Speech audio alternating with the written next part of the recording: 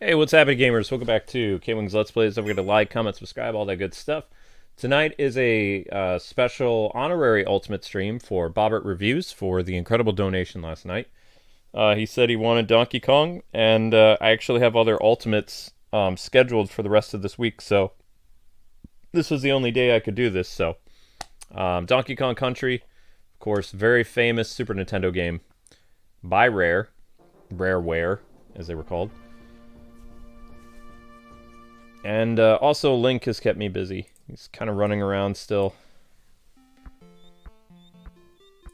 Oh yeah, crank that. Let's go. This was one of my favorite games as a kid. Actually, this might have been one of the first games that I was able to play in my room. Where I was able to take the Super Nintendo up and I got my own TV at a... where was that? It would be outside of a garbage dump place. It was a CRT from 1988, I believe. Kind of brown and black TV. And somebody threw it out and the TV worked fine, so Dad was like, I think you're old enough to be able to play video games in your room, provided you don't play them all night. Haha! I can't say I didn't play them all night. But it was just something else, like being allowed to have your own gaming system and, you know, television in your room in the early to mid 90s was pretty exciting. Because usually parents would make you have the video game system downstairs so they can monitor how long you play the game. But you know, my dad gave me a little bit of wiggle room because I don't remember why. I guess he didn't want to see the video games on the TV anymore, or they were giving him a headache, I believe. I don't really remember the reason, but. Two-player contest, two-player team. My player 2 is asleep, so one player. Alright. Donkey Kong Country. Classic.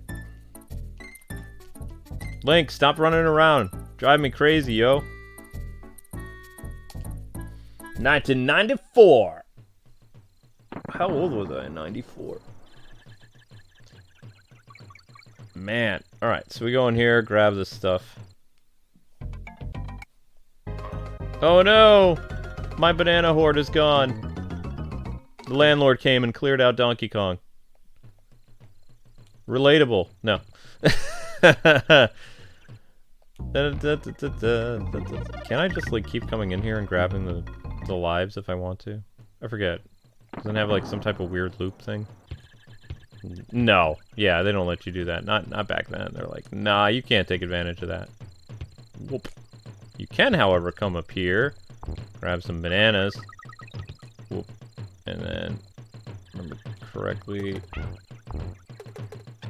then I throw this at you and you go, ow! And I take you and I go, boom! And we play as Diddy. Yeah! Diddy Kong, let's go.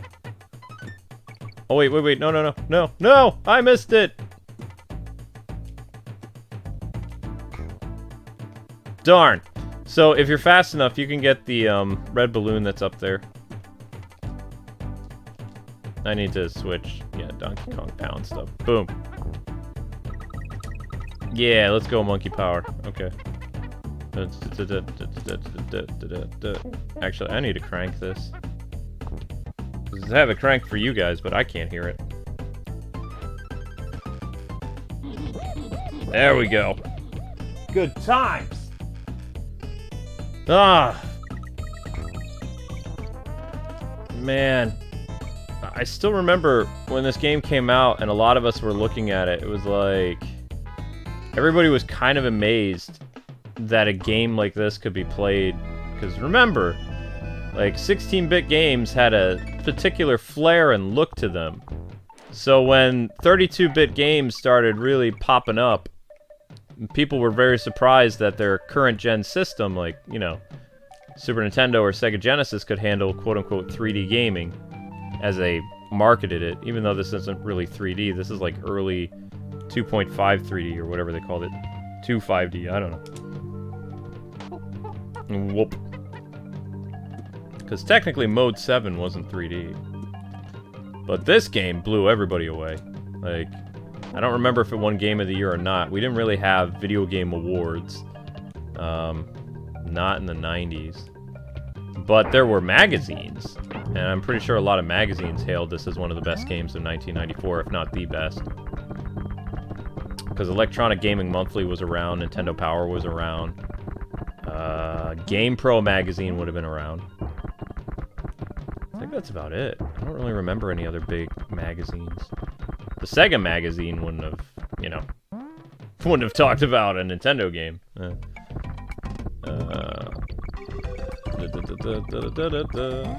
But I remember, I'm pretty sure people had the internet in 94.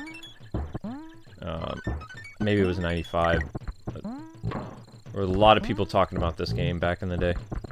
Didn't I just go there? Link, you gonna calm down, buddy? Because I'm trying to enjoy something here. Stroll down memory lane. You running around is kind of distracting. Ah! Dang it!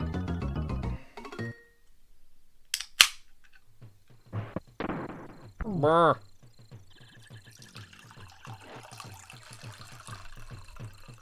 This is my brisk. You can't have it. I need this. You need to chill. Stop running all over the house. I get it. You're like 1 year old, but still. Too much. Too much runny run. Yeah, lie down. Thank you. Good boy. I got you, Randy. Boom.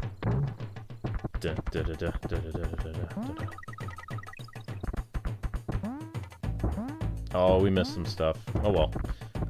There was another balloon, or there was a letter or something up there. I don't remember. So long ago. Wasn't there like a bonus level? No, that's death. I thought there was something way up here.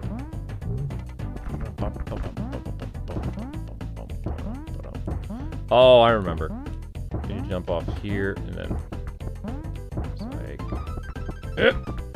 Yeah, no, I'm not making that.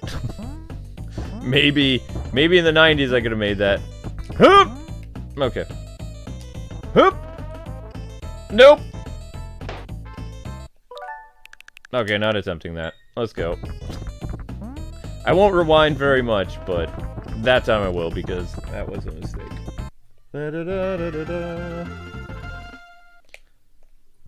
Man, what was going on in 1994? What was the TV shows back then? Lois and Clark was on.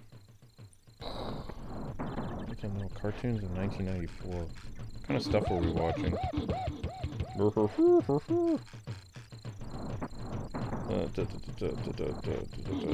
Cartoons 1994. What's going on?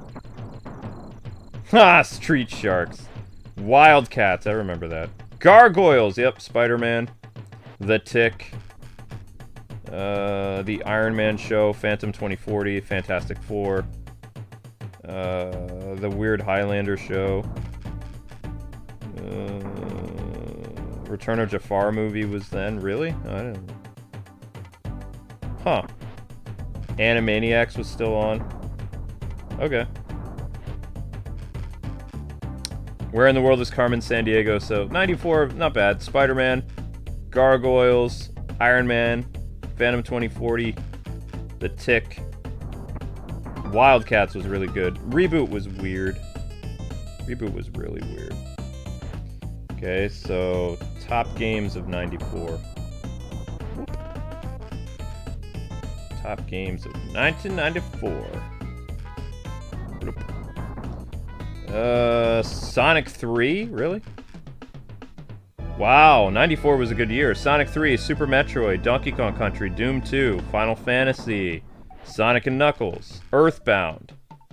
Oof. Star Wars TIE Fighter, Wing Commander 3, Earthworm Jim, Killer Instinct, King's Quest, Warcraft, Need for Speed, that was the first one. Fire Emblem didn't release over here. King of Fighters 94 did release. Wario's Woods. Dragon Ball Z Budokai was Japan only. Or Dragon Ball Z, yeah. Oh, Botoden was Japan. Mighty Morphin Power Rangers, the OG. Streets of Rage 3, Lunar Eternal Blue, Super Return of the Jedi. That's about it. X-Men Children of the Atom was in the arcades. Alright, yeah, 94 wasn't a bad year. Cool. 1994. Oops. Calm down, Linky. Calm down, buddy. I'm gonna put you in your room, because if you're running around too much, Zelda at least would lie down. You're not being chill. And my... You running around is messing with my peripheral vision. Because I have people not really moving around in my game, but you're zipping around. Darn. Just chill. Kind of regret letting you out now. Now I know Amber has you in your room at night. It's kind of crazy. Whoop. Aaron's not up right now, so I figured, maybe he just wants to hang out. Nope, he wants to zip around the house like a crazy person. Whoop. Okay. Boom. What are you doing? Psycho?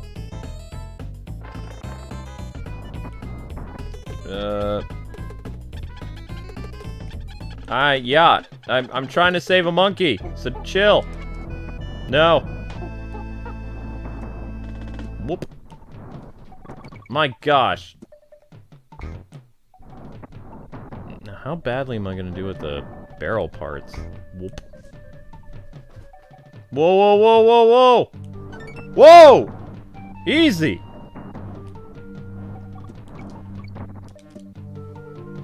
I don't feel like getting scratched, Kay. Okay, so I was supposed to bounce off this and something came out of there, but oops, I messed up. Whoa, whoa, whoa, whoa, whoa, whoa, whoa, what is it? You're like something out of a horror movie. What are you doing? What's going on? Okay, why don't you just chill, lie down, okay? Distractions abound. Can I? No, no, no, no, no, no, no, no, no! Don't knock that over. No, no, no. Don't knock that over. Come on, go back in your room. Let's go. Come on. Too much of a handle. Come on.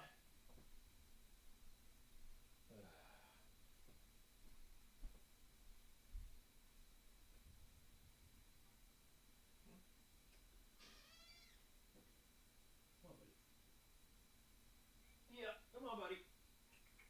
Easy. Easy. Oh, good night. My gosh!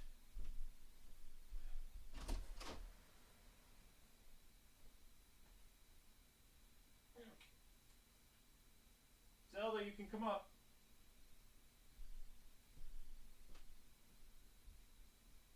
You're too hyperlink.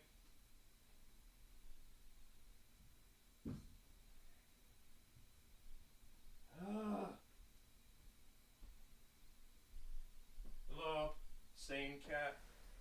You're not gonna be zipping around my house, are you? Okay. Cat 1 away. Cat 2 away. Cat 1 is loose now. Okay. Nice, peaceful, uninterrupted, crazy streams. We hope. And they can't fight because one is away and one is out. No! I don't think I can do this one. No, the timing's off. Ha! Okay, now it's doable. Wait. Wait, no it's not. Oh yeah, it is. Okay, yeah. B goes up. Monkey goes up! Monkey goes over.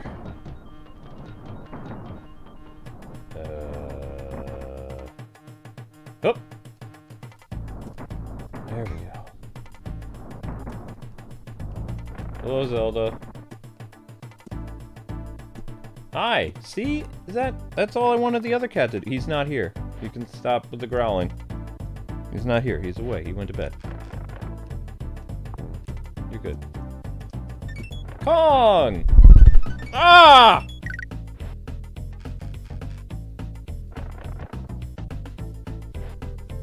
What did you just... How did you get all wet? What is that? What did you do? What?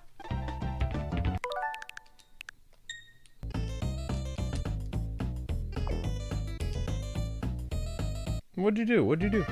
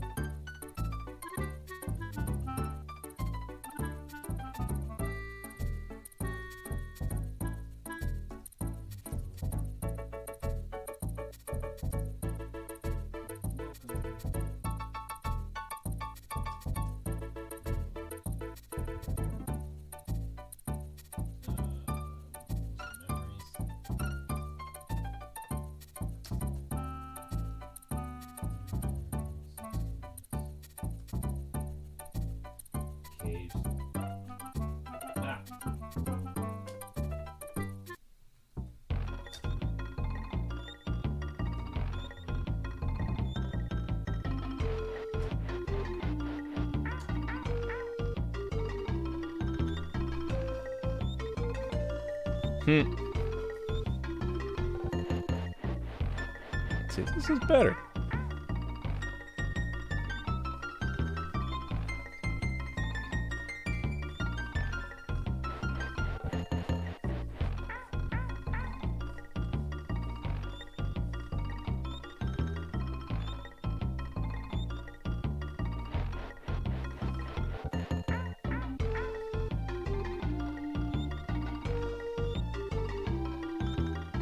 $64-bit?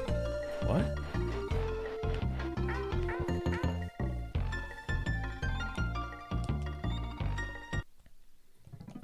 This game wasn't 64, this was 32-bit.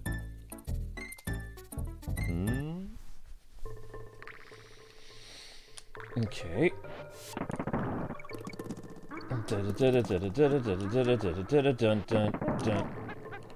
Alright, so Zelda's here now.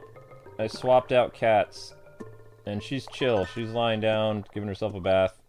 And Link was Mr. Zippy, bouncing around like Amber with caffeine. Not the ideal environment for, or reminiscing on a classic Super Nintendo game.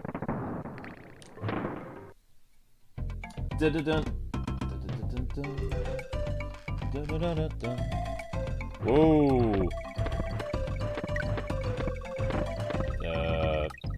I messed up. Oh well.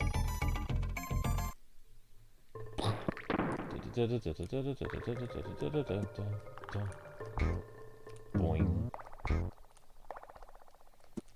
So it looks like tomorrow is an Avatar marathon. We'll be doing the remainder of Book 1, and then we're going to go to Book 2, which is Earth. And it's looking like there'll be 3 streams of that game, I think.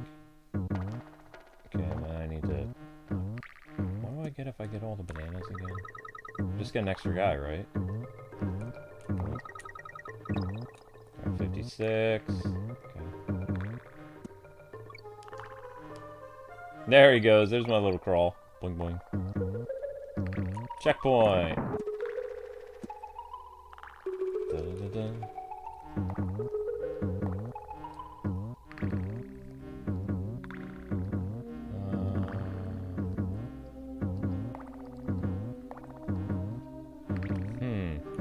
Oh, come on! No, it doesn't matter. The monkey's right there. Bam! Oh, I missed. Ooh, ooh, ooh, ooh, ooh. Yay! Didn't I stream this game already? No, I guess not. Boing, boing. Wait for Mr. B to go away! There you go. Oh! Okay, well, we got another one of the... Oh, no. That was the only dolphin one. Boom, boom, boom. There you go. No. Oh, Kong again! Let's go! Alright. I'll take it.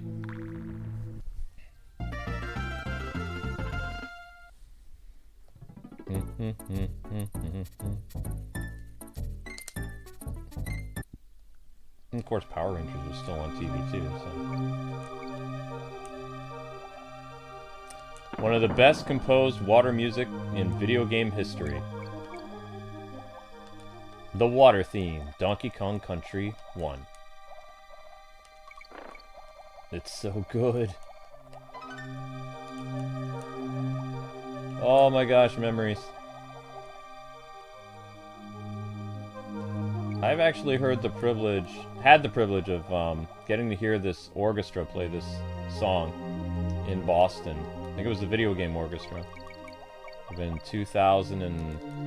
oh my gosh. Probably 2008, I think? 2009? It almost brought tears to my eyes in the auditorium or wherever we were. It was like, oh my gosh, to hear video game music with real orchestra behind it was something else. I lost the balloon, darn it. Oh well. I already have, what, 11 lives? Can never have enough lives, though. Oh, what? You're not getting him. Not happening. Too early. Too early, I say. You can kill Donkey Kong, but... leave my swordfish alone, yo. He's smiling. He's smiling. He doesn't die. Not yet. No one dies during the water music. Not today. Minus the enemies. The enemies die. Oh, I thought I could kill him. That's alright, I had a backup. Ooh. So you can't kill the octopus, huh? I thought you could. Kill the shark.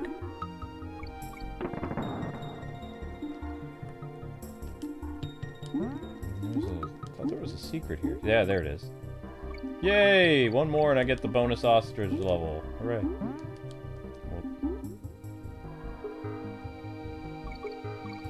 And this game was almost 1 year. This game will be 30 years ago. Holy crap.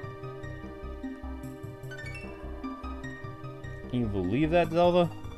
Well, you weren't alive then. Ah, don't sneeze on me!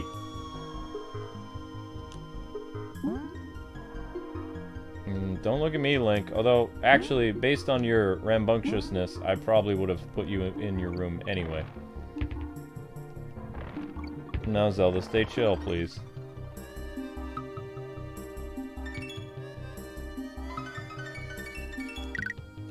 There we go.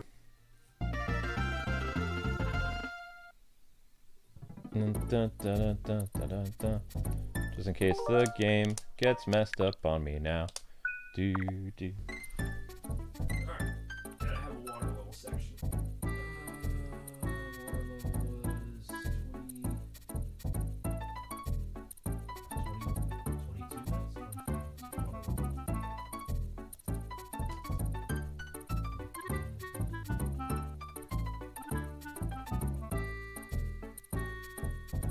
Oh my gosh. Okay.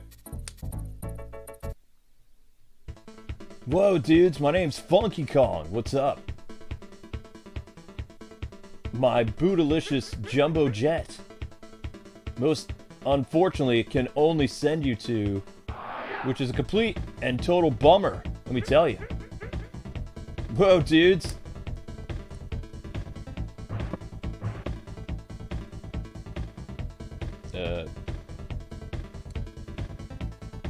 No, I didn't want to do that.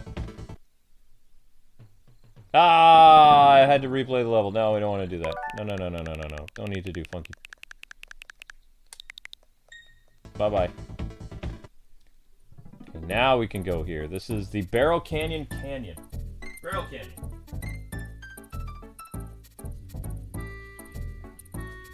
Thank God for Rudy.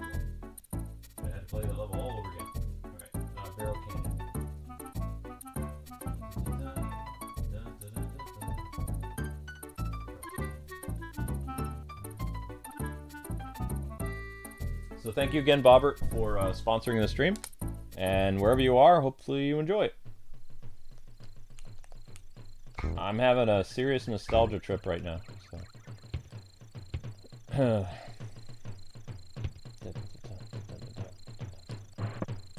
Oh.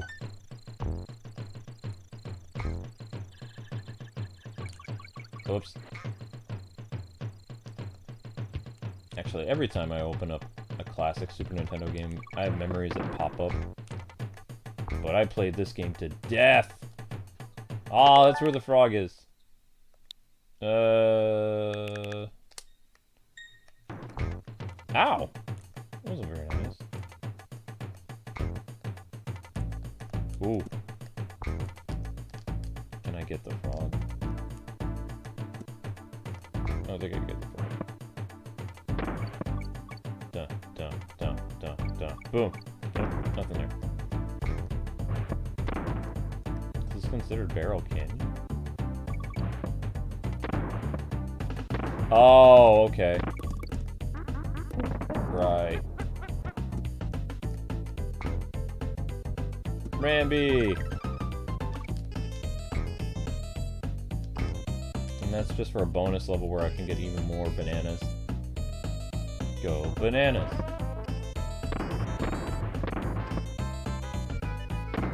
Right. Oh yeah, oh. Oof! Totally clear that? Hup! Nope. No. Ah, I messed that up. There's tons of secrets in this game, too. I just can't remember where they all are. Whoop. I wonder how far I can get. It's been a long time. Boink. And... Whoop. Whoa, whoa, whoa, whoa, whoa.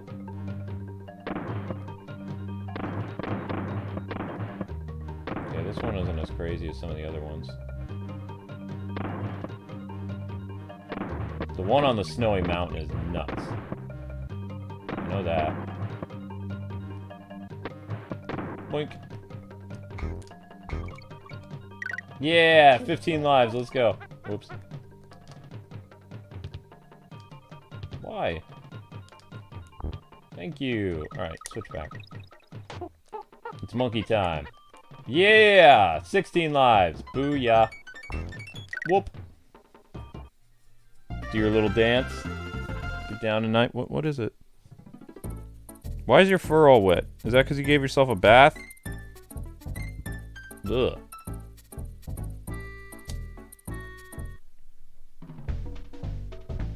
This is my save point. You want to save your current game? Jump into the spinning barrel. Thank you. 18 minutes, huh? Ah. It's a little longer that says I've been streaming, but that's fine. Yeah, we gotta make this thing cough up a hairball. Let's go. Ugh.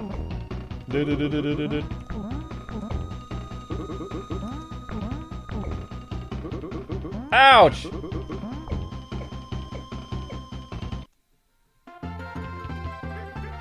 Good job, Donkey Kong. You gave that poor guy a heart attack. Dun dun dun dun dun dun dun dun dun. Okay, what did this place say it was again? Oh, this is the mines. Winky's mines.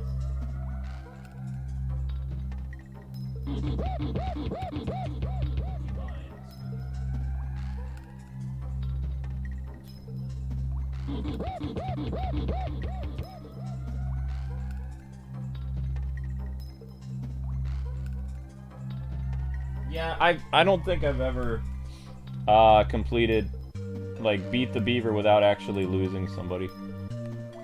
I always either Donkey Kong or, because I mean he starts to get a little crazy on you, go a little fast, but I mean Diddy Kong's right here, so I mean it doesn't matter.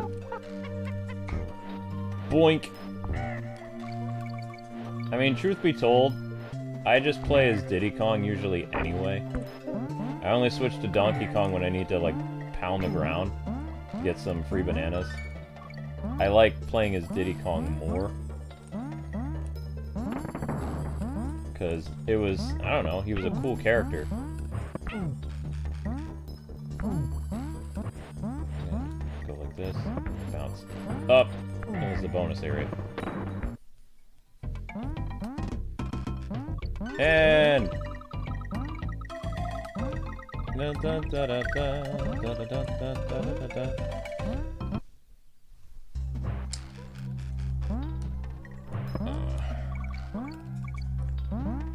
This is gonna sound weird, but I had a slang word that I used a lot in the 90s that came from a television show called Freakazoid. It was called Nut Bunnies. Because I would get in big trouble if my parents heard me swear, so I would say nut bunnies a lot. Especially out of anger. I don't know if anybody remembers Freakazoid, but Freakazoid had so many great lines. Animaniacs, too.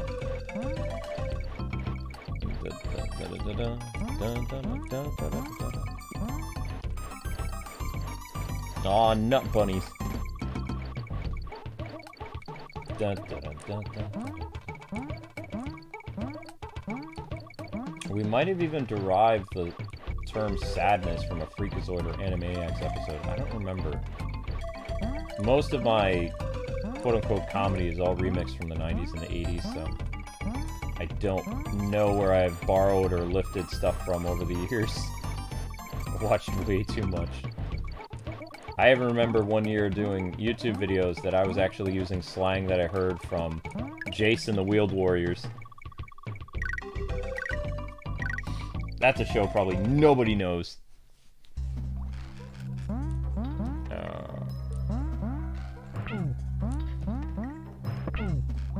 Whoop. Also Mask. Not The Mask with Jim Carrey. Mask. Mask Crusaders. Working overtime, fighting crime, fighting crime. Secret raiders who will neutralize. Never mind. Mask. Boink. Goodbye, beavers. Whoa! Easy, Donkey Kong. Alright. Yay! I thought that was going to be the red light, green light level. I guess we're not there yet. Why does it say I'm going live? I should be live now. Yep, Earthworm Jim was 1994, but the cartoon show wasn't until 95 or 96.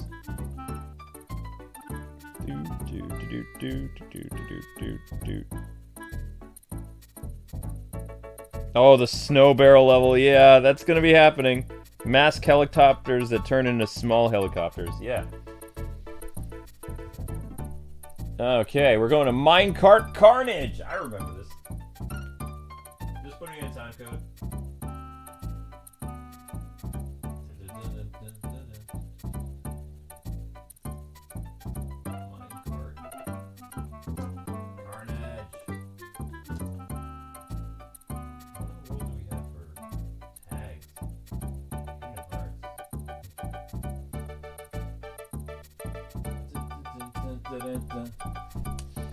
Party time. Whoop. Alright, let's see how I do with this. Whoop. Dun, dun, dun, dun, dun.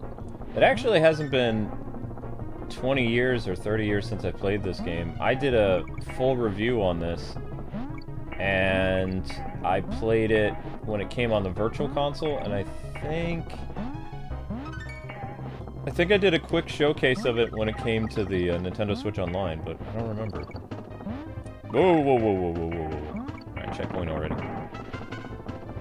Oh. Uh-oh. Not enough distance. We're in trouble.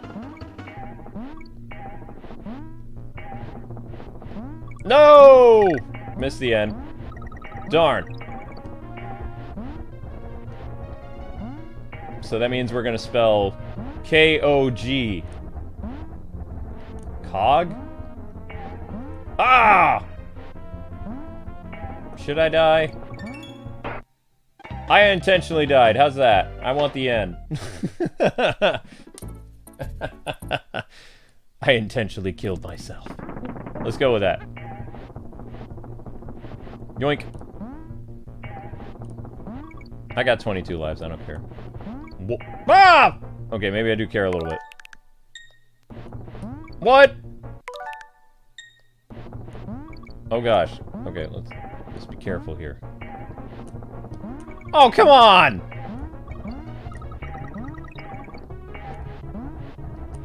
Dope!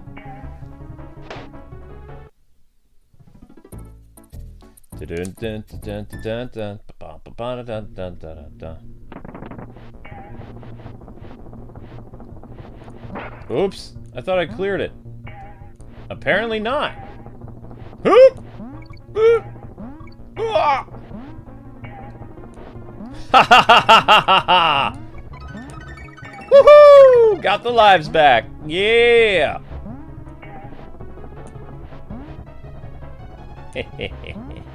With age comes wisdom.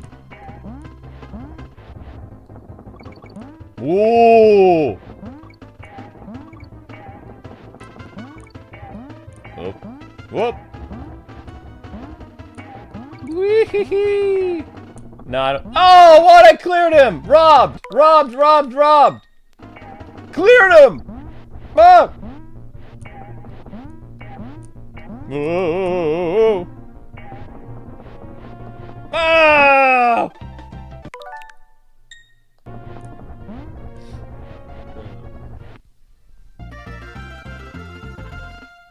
Wait, did I spell Kong? I missed the G, didn't I? Did I get the G?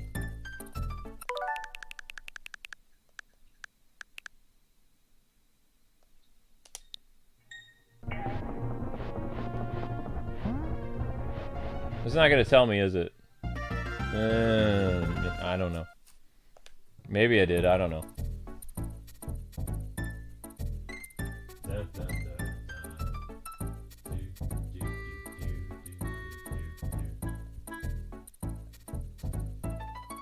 Oh my goodness. Bouncy Bonanza.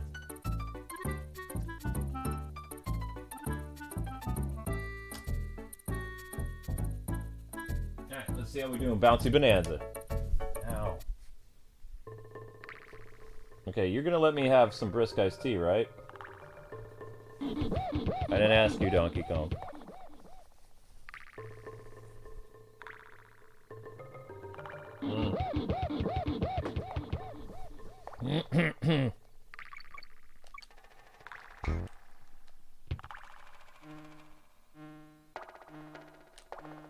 Die. Wait, no, I was supposed to push this. Where do I push this? Ah! Back off, creep. Whoa!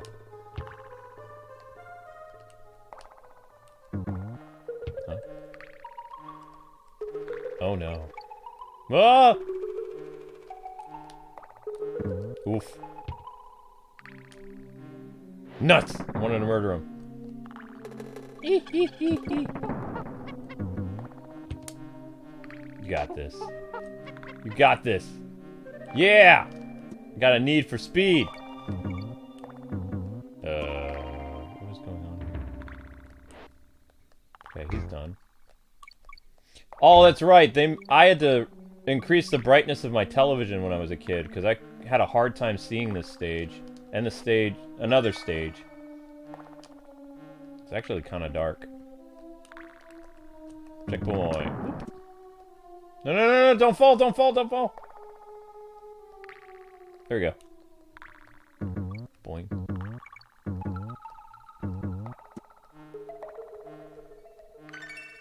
Khan. Like Wrath of Khan. Never mind.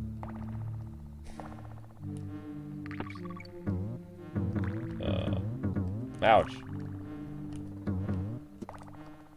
Or K-on, whatever you want. Con is funnier. Dun-dun-dun! Froggy! Hee-hee-hee-hee-hee.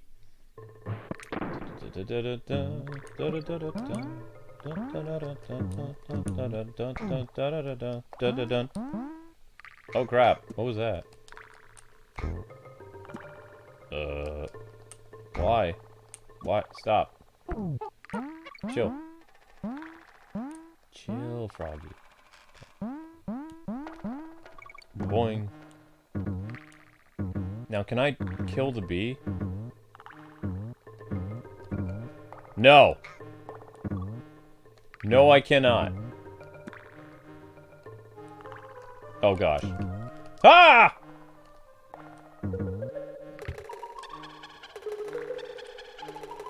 Yeah! Right back in this.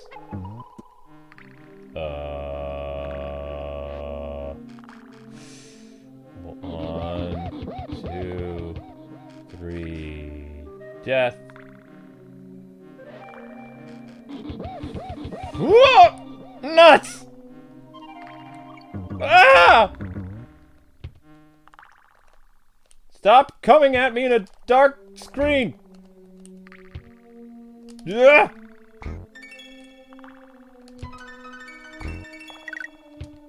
Oh, hello.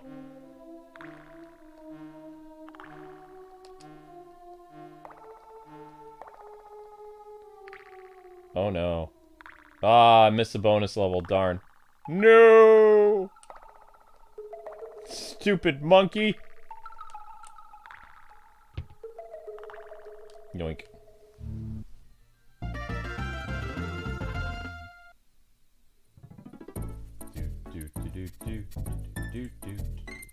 Wait, where are we going? Oh, it's this one. Yes! Stop and go station. That's a good one. Stop and go.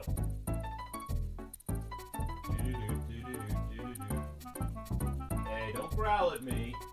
This was my childhood. Yo.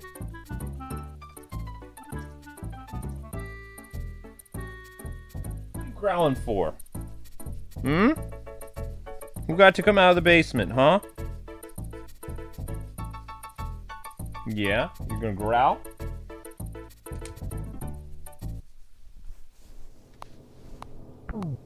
Red light, green light. Meow. Yeah, I can't murder that fool when he's... Oh, wait, stop, stop, stop. Go. Okay, that's fine. N. Okay, darn it. Yo, that dude's as hyper as Link was a few minutes ago. Or 30 minutes ago. Hoop! Uh-oh. Ow! Yikes. No, no, no, no. Stop! Run! Wait, where is he? Oh no. Okay. Oh no. No. No. No. No! Wait, what?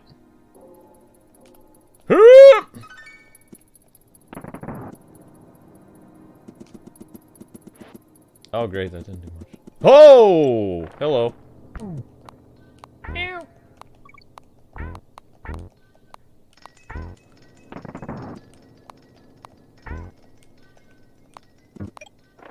Okay. Whoa! Alright, alright. Con!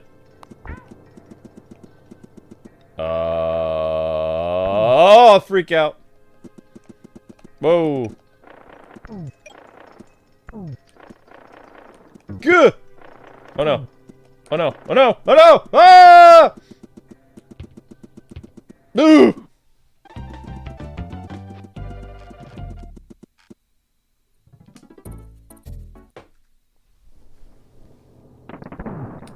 Uh-oh. Man.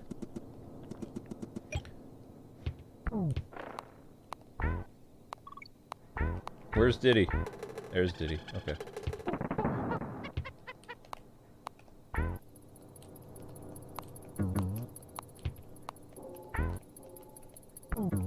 need Diddy. We need Diddy. We need Diddy. Diddy's fast. Okay, go! Oh gosh. Oh gosh. Oh gosh! Okay. And go.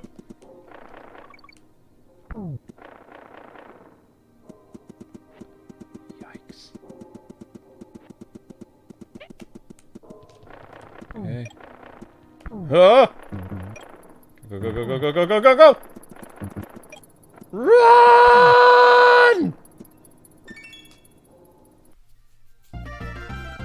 Oh, did I do it before I got the extra guy? Oops. I probably should have waited. No! Back off, monkey. Millstone Mayhem.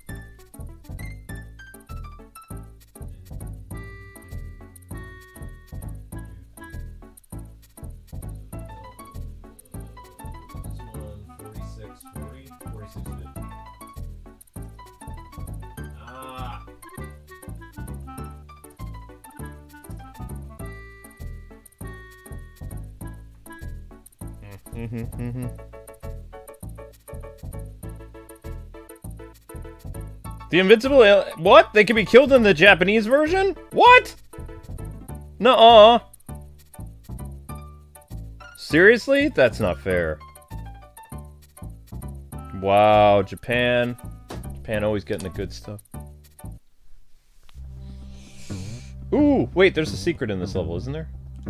Ow. Yeah, there we go. I vaguely remember there's some type of secret involved with this. Da-da-da. Why didn't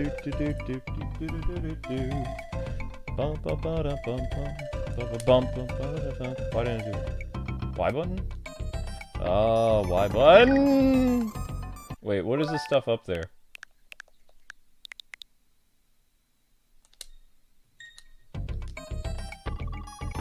Oh, there's... Okay, no. The K is on the other side. It's over here. Boom, boom. Yay! That's where the K is. Uh-oh. Wait, can he kill him?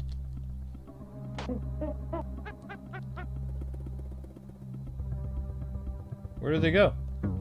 Where did they go?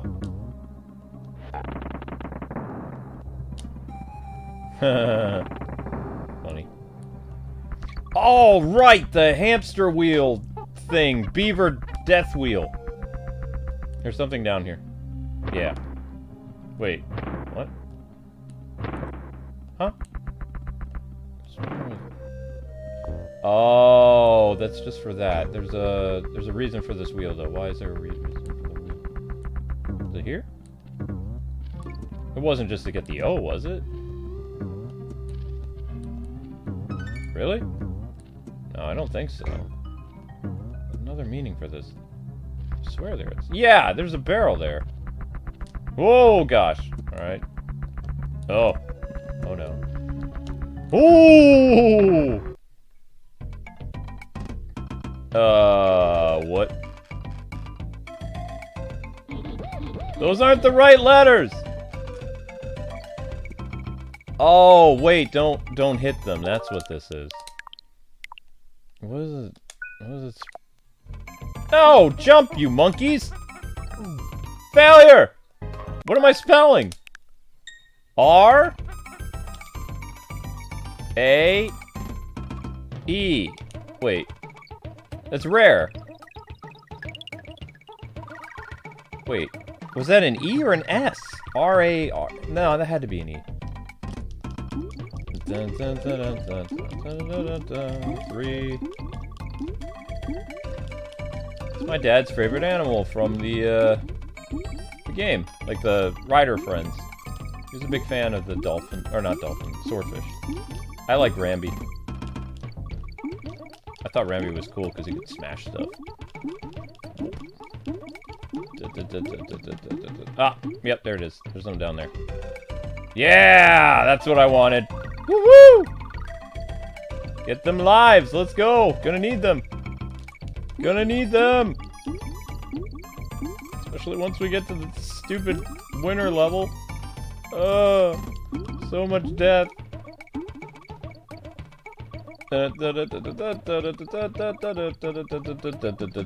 Bow. Yeah. Oh, wait, let's go. What? What is it, Furball? Don't growl at me. Don't you growl at me. You should be grateful for me. I got you out of the basement. Amber put you in the basement for the night, yo. Hmm? You growled at the other cat. She's being all protective. You could at least be nice to me, you know. Hey, at least you're making this experience better than when Link was here. Link was running around like a crazy cat. At least you're being chill. Oh! Oh, wait, I missed something. I think. Ow. Ow. Ow.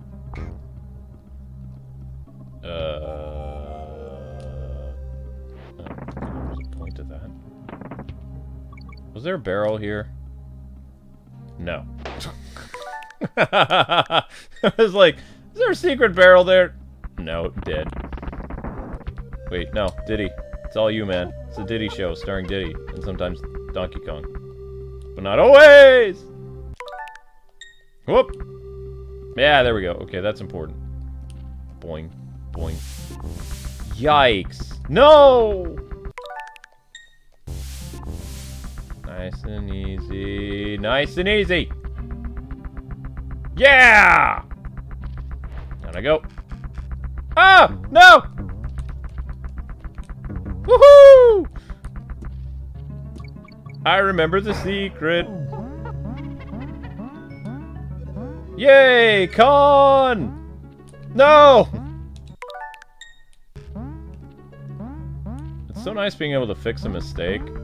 Because sometimes the controls will just freak out in the original game where you just like walk off when you try to press a button. That's pretty common with a lot of Super Nintendo games and Genesis though. Whoop. Hup! No! Froggy, come back! Froggy, come back!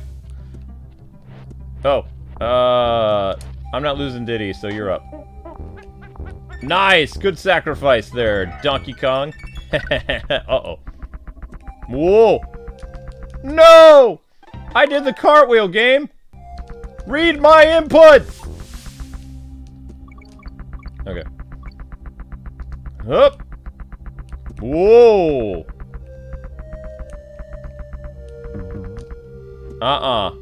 That's bait. I'm not doing that. Do-do-do-do-do. Dun-da-dun-da-da-da-da-da. Okay, now it's boss time, isn't it? Should be boss time. Necky's nuts. Yeah. That's the Vulture, isn't it?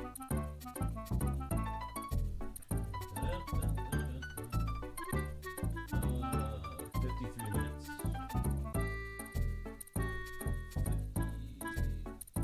Necky's nuts.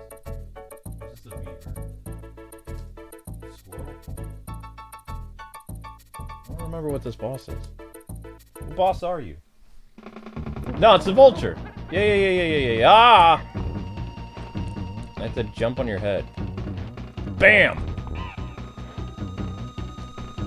Bam! Nope. Get lower. Nope, not low enough. Bam! Alright. Nope, nope. Yep. Boom. 2 more. Oh, you did! Never mind. Ha ha ha ha ha. Diddy wins again. Win. Dun dun dun dun dun dun. Is it winter time? Not quite yet. Okay, no. Vulture Culture.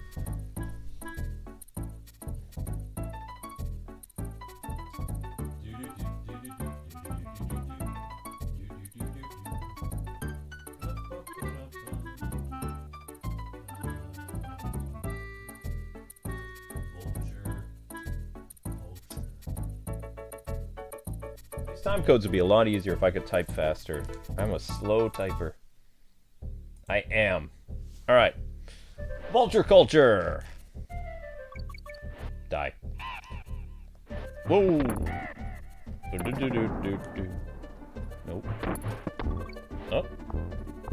Oh. You're up. Get him, big man. Good job! No, you failed. I'm not supposed to knock that down. Oh! Yeah! There we go. Okay, now. Get out of here. Get out of here, old man. It's all about the young Diddy Kong. Darn it. Oh, wait, no, I don't even need that. Woo! Don't you cough up. What are that, coconuts? Nuts? What is that? Whoa! Uh-oh. Recognize inputs, game. Ah!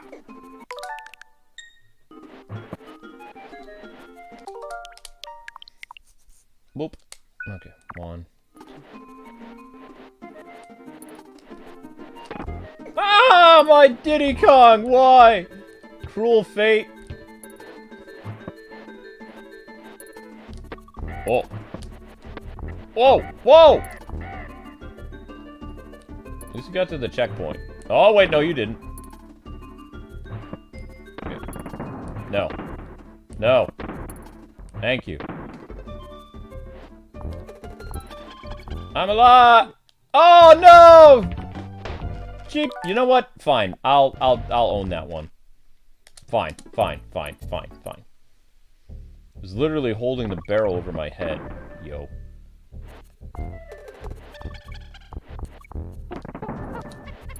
Get us out of here, Diddy.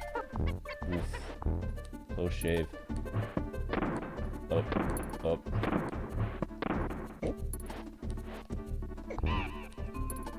Maybe if we had save states in the 90s, gamer rage wouldn't have been a thing.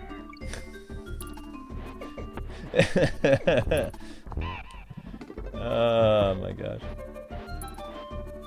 Ninja Gaiden, Donkey Kong Country, Shay Khan the Forever Man, Total Recall, RoboCop. Oof. All those games. Save state was possible. My gosh. Hoop.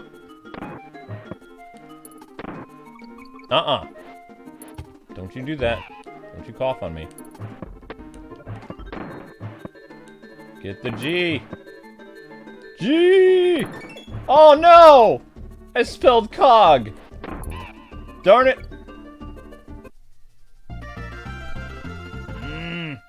Oh well. Treetop Town. Ooh, I like this stage.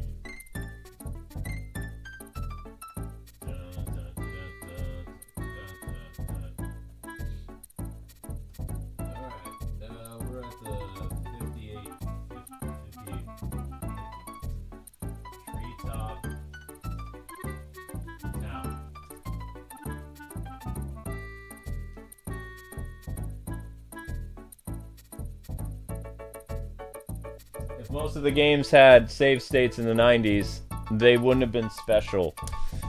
Oh, there are many games I won't forget. I agree, Chad. But is it a good memory, though?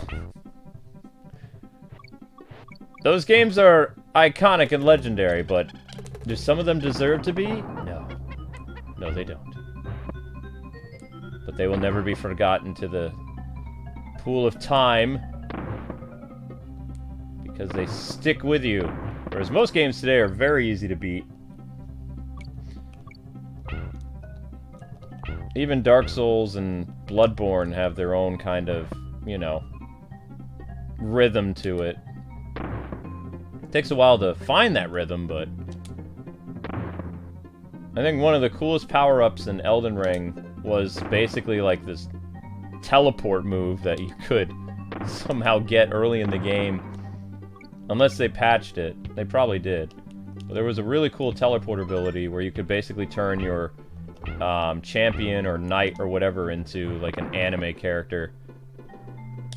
And then people started to exploit that ability like crazy. It's a very cool ability. It's still hard to get it, but once you get it, the rest of the game is cake. Whoop. but it makes the game more interesting, because it's like, I can do, basically, like, super teleportability. That's my dash. So cool. Of course, you still have to be good at dodging to, you know, utilize that move, but still, if you could pull it off, it's a lot better than roly-poly. Whoop. No! Oh, I didn't die. Haha! Hooray! Well, that barrel was not a blast. Oh no! Stay away from me! Stay away! Stop jumping! Stop it! Stop it! Ah! Death from above. Okay, that one's dead. Was there a continue point? Yeah, okay, that's fine. 29 lives. We'll continue. We'll continue. Okay, no, I'm not giving you that one, game. I'm holding the barrel. I'm literally holding the barrel. That's a no. I've stricken that death from the record. That was the game not reading what was happening on the screen. Okay, I'll give you that one. I will gladly give you that one.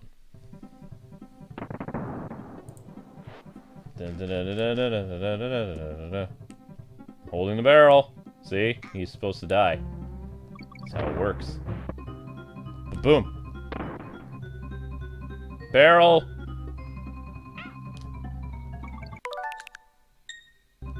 Barrel shield.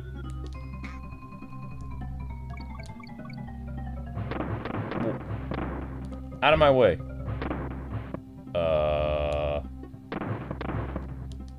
Okay, this is not the crazy part yet. We're getting there. This is the not crazy part. Ah, I didn't know which way they were going. Leave me alone. Nope.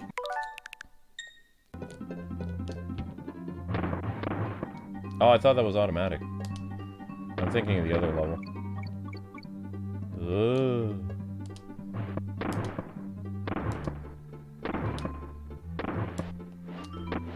Ah! Cog again! No, I'm not risking it.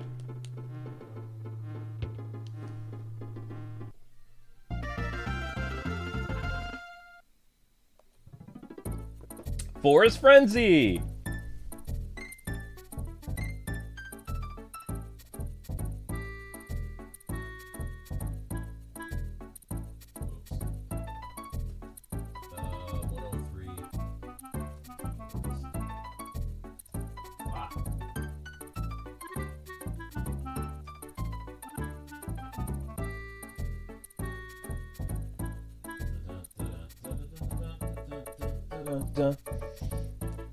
What's going on, chat? What's Zelda?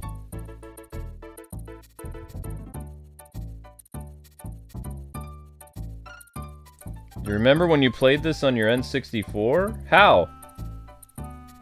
This is a Super Nintendo game. Have I been monkeying around, Maverick? Yes. Was Donkey Kong Country in Donkey Kong 64 as like an unlockable? I don't know. How's the whole... we're not gonna talk about it, Maverick. It's complicated.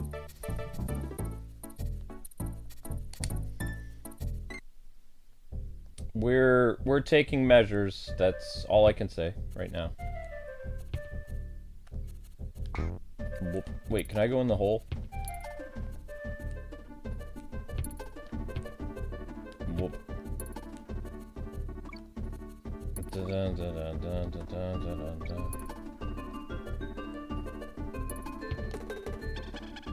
Darn it.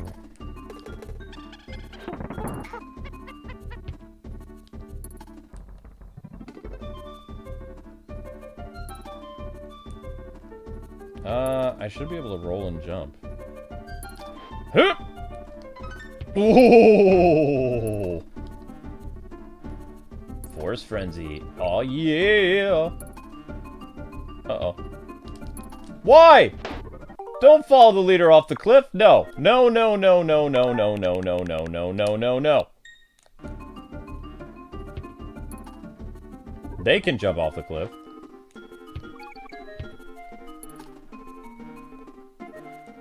Oh. Oh. Oh. Okay. Oh. Nuts.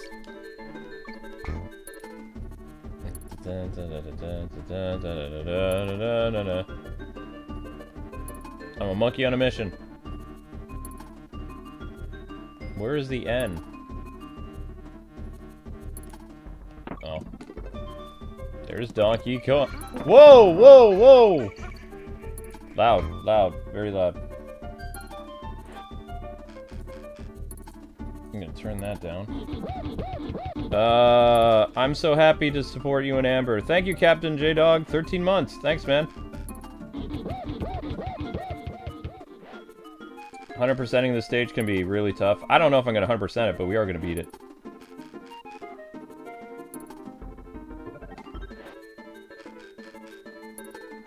I don't think Richard's confused.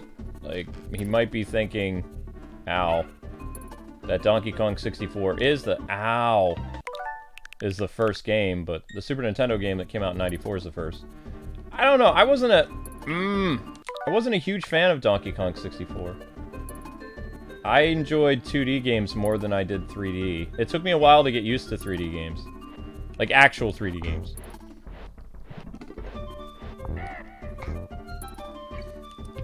I didn't get motion sick as bad as, the Virtual Boy? Or Virtual Boy? Whatever it's called. Loop! Supposed to go down. And then go up. And then go down again. Oh, gosh! Please stay away from this! Whee!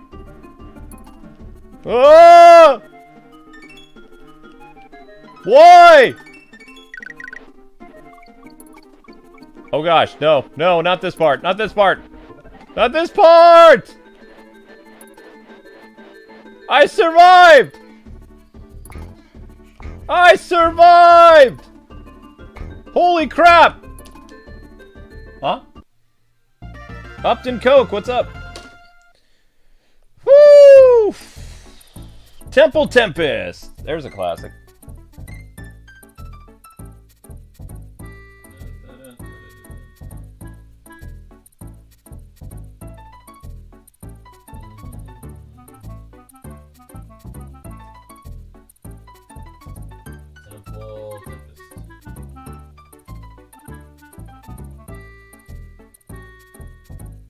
If I'm being completely honest, when the big jump from PlayStation and N64 with, like, you know, the full 3D visuals, I was still playing a lot of PC games that were still doing, like, great 2D visuals that looked like amazing stuff. Like, way better animation than the Super Nintendo or the Sega Genesis could do. And I was still playing a lot of 2D games like Blackthorn and some other stuff. Monkey Island. And I was like, wow, if only video games could look the way they do on PC. Because when games came to the PlayStation that were also on the PC, they looked a little... the picture looked fuzzier, like, especially like when they would render like full cinematics and stuff like that. Of course, that changed by PS2, but still. Nuts. I totally forgot. So, it was a big adjustment for me, eye-wise, to play 3D games. Especially in the early years, like 1996 until about 1990, I'd probably say 97. By the time Ocarina of Time came out, I was so used to 3D games that it didn't hurt my eyes anymore. But, I mostly played my PC from 1990, I would say 96 through probably 98. I still played some console games. I should have died there. Oh well. But most of the console games that I played were like 2D RPGs. Con!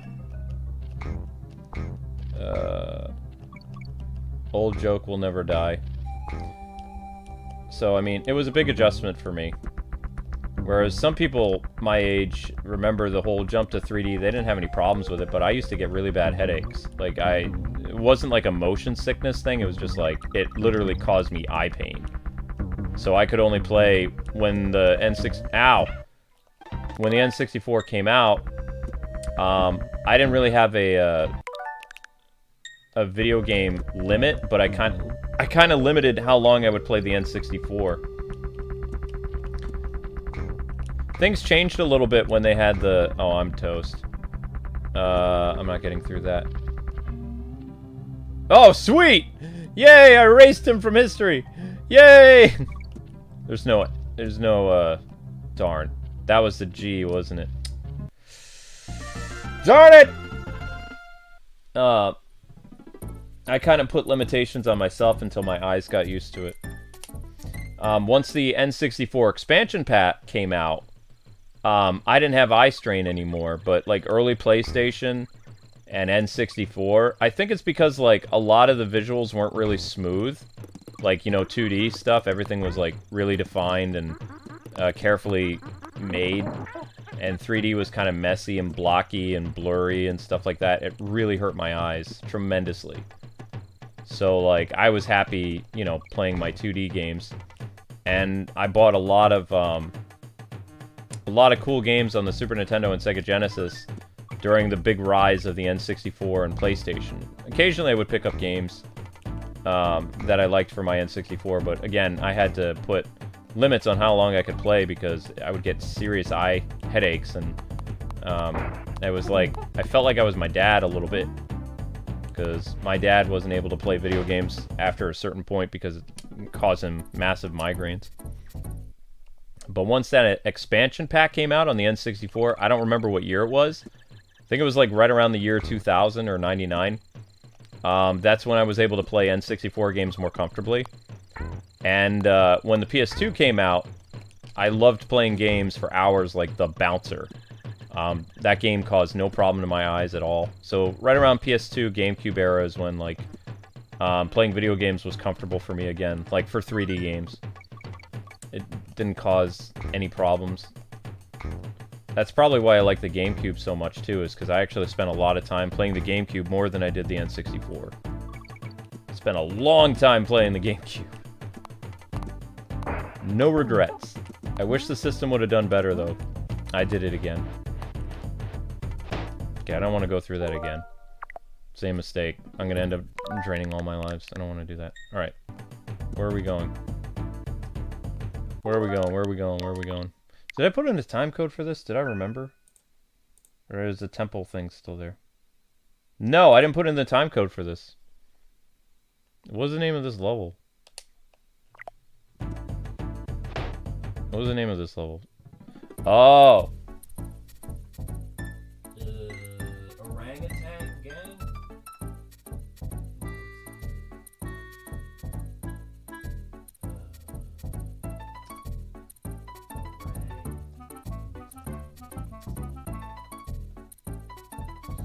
I think one of the last releases on the Super Nintendo that I remember was a game called Marvel Superheroes War of the Gems, which basically incorporated the same gameplay style and art as X-Men Mutant Apocalypse, but it was Marvel heroes, so it had Captain America, Hulk, Spider-Man, and Wolverine in it. And of course Wolverine's sprite was literally lifted from the X-Men game that came out like 2 years prior, I think. I think it was 2 years prior. I don't remember. But I thought that War of the Gems was great. And then when I was looking for the similar game to that on the PlayStation, I think that's how I really got used to the Marvel vs. Capcom style fighting games, which were of course 2D, so I didn't have any problems with 2D. But if it wasn't for Capcom making Marvel games cool, I still had nightmares of LGN Marvel games. Ugh. So when Capcom took over and made some amazing Spider-Man and X-Men and Marvel games, I mean, that was awesome. Because before, there were very few Marvel games outside of Spider-Man. And like a few X-Men games that were actually worth your money back then. Darn, I missed the O. Oh no, I don't even know where the O is. Oh well. O is probably up high, maybe. Search for a DK. No. No. What about here? No? I thought sometimes it's buried in the ground. No? Seriously? Huh. Oh, whoops. Maybe here? Wait, no. Deal with this fool first. Are you in the ground? No. Well, that solves that problem.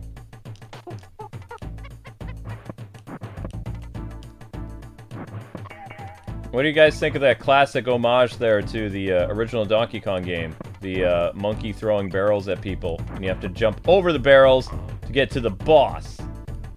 Nice little throwback Rare did there. Yeah? Clever. Because remember, Rare didn't invent Donkey Kong, they just perfected it. Ooh, that sounded good. I need to... That sounds like a great Amazon review.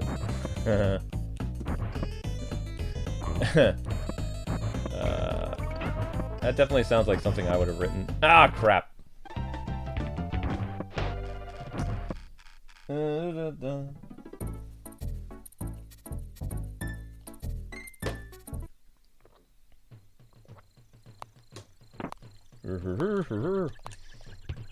Ow! Do. Bad monkey. I got a barrel for you. A barrel of laughs! No. Oh, what? Gonk. I need to be careful here, because they're... Oh, that's what killed me last time, isn't it? No. Oh, we're fine. Having a barrel of laughs, are we? Bye-bye. Alright, I didn't... Ah! Whoa! Oh! Boo! Boo! Boo on you, sir. What? Nuh-uh, do-over. Oof. No. What? Oh. Whatever. I'm gonna worry about you. Don't care. Okay, not sure how my barrel would take him out, but, whatever. Works for me.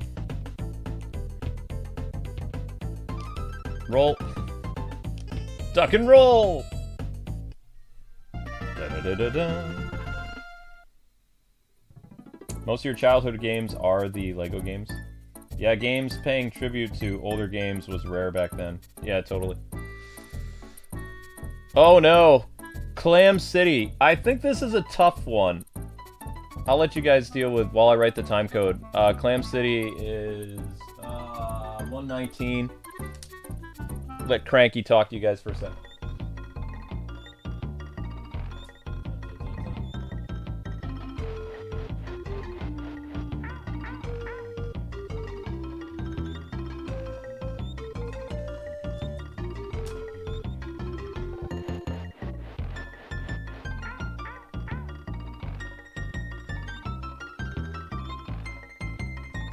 Oh, yeah, no, I got the joke.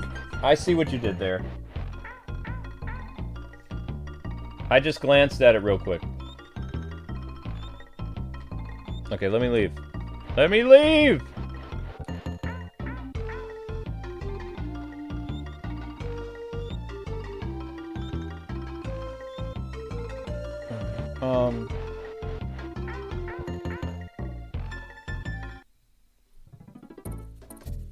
Was quote-unquote rare these days. Yes, I got the joke. That was pretty good. I was distracted because the little kitten is making a very sad meow. And it distracted me for a second because I was like, I'm gonna cave and I'm gonna let him out. But if I let him out, ow, he and Zelda are gonna fight. And Zelda's been in the basement all day. I just wish I could let him out and they could get along, but as soon as she's gonna turn from sweet docile kitty into the Terminator. Like a flip of the switch. And Link has been with us now for about a week. And they're still going at it. So we have to separate them, like Zelda. It's like two prisoners, like in jail, that are constantly fighting each other every time they're in the yard. We have to keep them separated. They don't even eat meals together yet. Like, we allow them to see each other for like 15 minutes a day. It'd be nice if like they both could just go to sleep, like near each other, so they get used to each other, but Zelda just gets really territorial. And I've called the vet and I'm like, is there anything we can do? She's like, nope, it's just gonna take time. And it's like, that sucks. Because I don't like the stress. Ow! Where's the K? Not kill me. I missed the K. I missed the K. Darn. Where the heck was the K? Nope, it's not in the clam. It's not behind the clam. Where are you, K? That's Donkey Kong. Is it in a hidden area? Is it here? What? Where in the world are you? This is the O. What about here? No.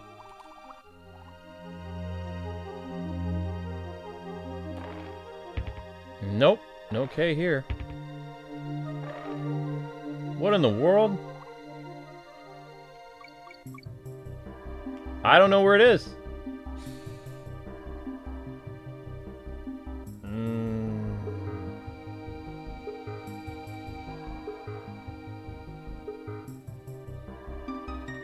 Have I played Smash Brothers? Yeah, I played Smash Brothers when I was in high school.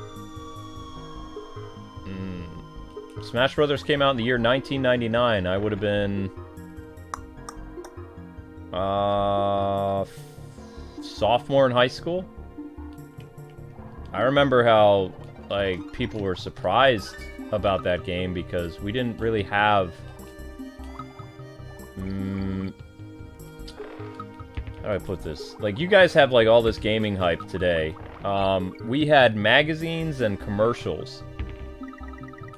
I was a little bit more knowledgeable than a lot of my peers because I used the internet and I was on forum sites and GameFAQs and, you know, I was a regular reader of IGN and stuff, so I would, you know, get a rough idea of when games were coming out. But most people would wait until the commercials came out, and there was a great marketing campaign for Smash Brothers, but a lot of people didn't understand what it was. But once it released and word of mouth came out, people were obsessed with that game.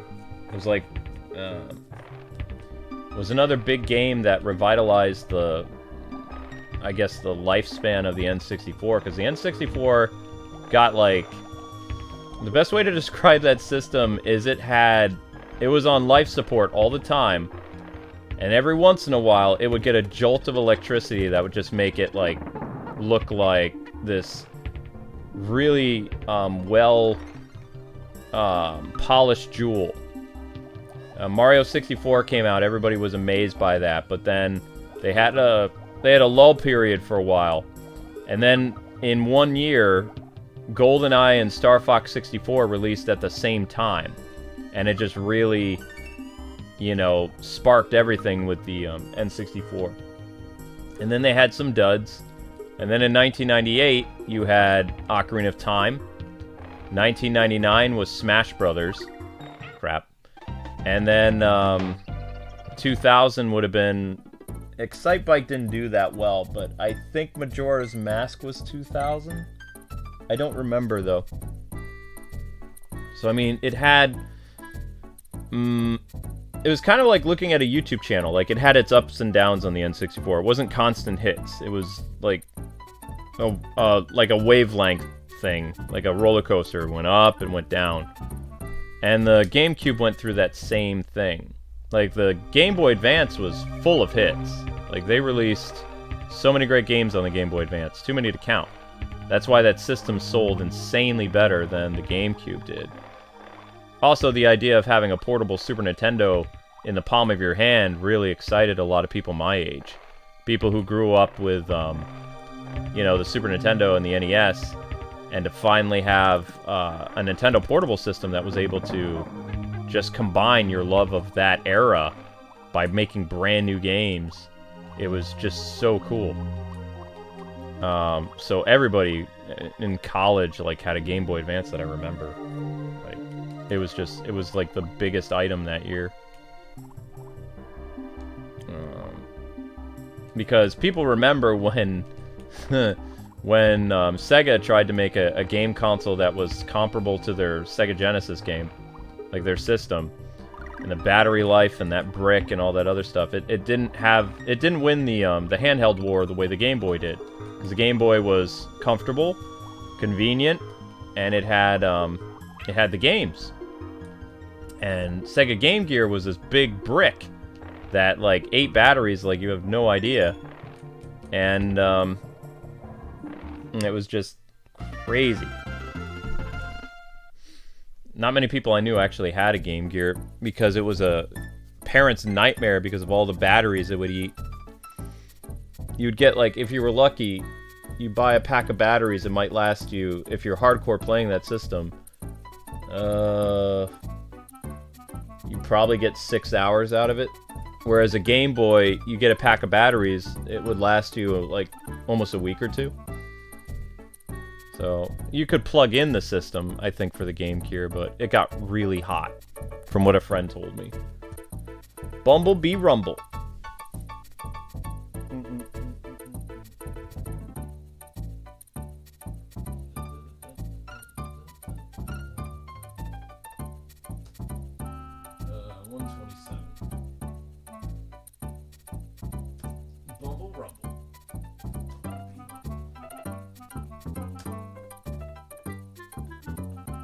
Born in 2011, so Arkham City.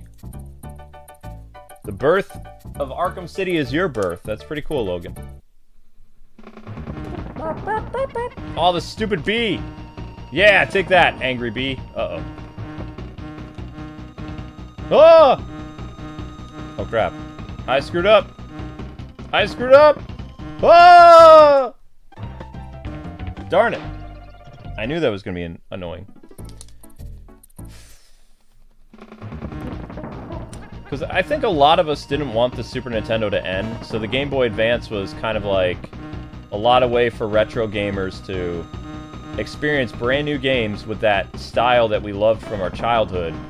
And they made some impressive games for the Game Boy Advance, like Golden Sun was incredible. By the people that you guys would know are more familiar with making, like, the Mario sports games, Camelot are the guys responsible for making one of the greatest 2D RPGs in the past, like, 25 years. And they only got to do it, they made 2 Golden Sun games, and then everybody wanted them to make either a GameCube or a Wii game, and they never did. Or a DS game. They never did that either. Which is surprising, but...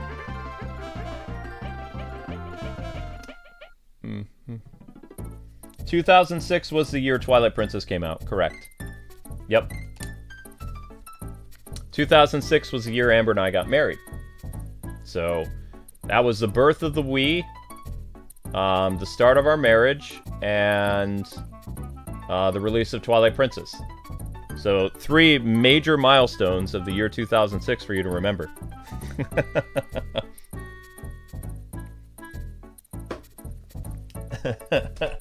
Ouch.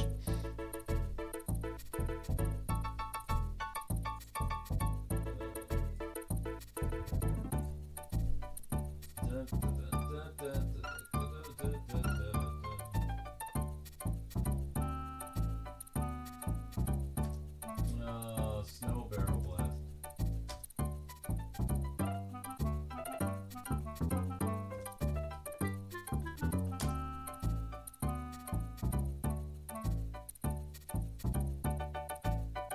Yep, the Wii came out in 2006. November of 2006, I believe. I got married June of 2006, and Twilight Princess released in November of 2006 as well, I think. I mean, it was a launch title for the Wii. I don't know if the GameCube title sneaked in before it. I don't think Reggie let it. I don't believe so. Okay, now we're at the part of the game where it's going to get tough, ladies and gentlemen. This is where things are going to get dicey. Just letting you know. Just letting you know that things are about to get hairy. Ah ha ha! I deserve to die for that one. I knew that was going to happen.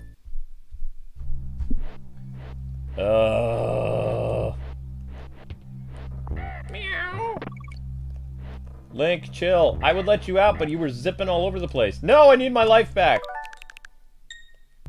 It's not happening! Yeah, baby!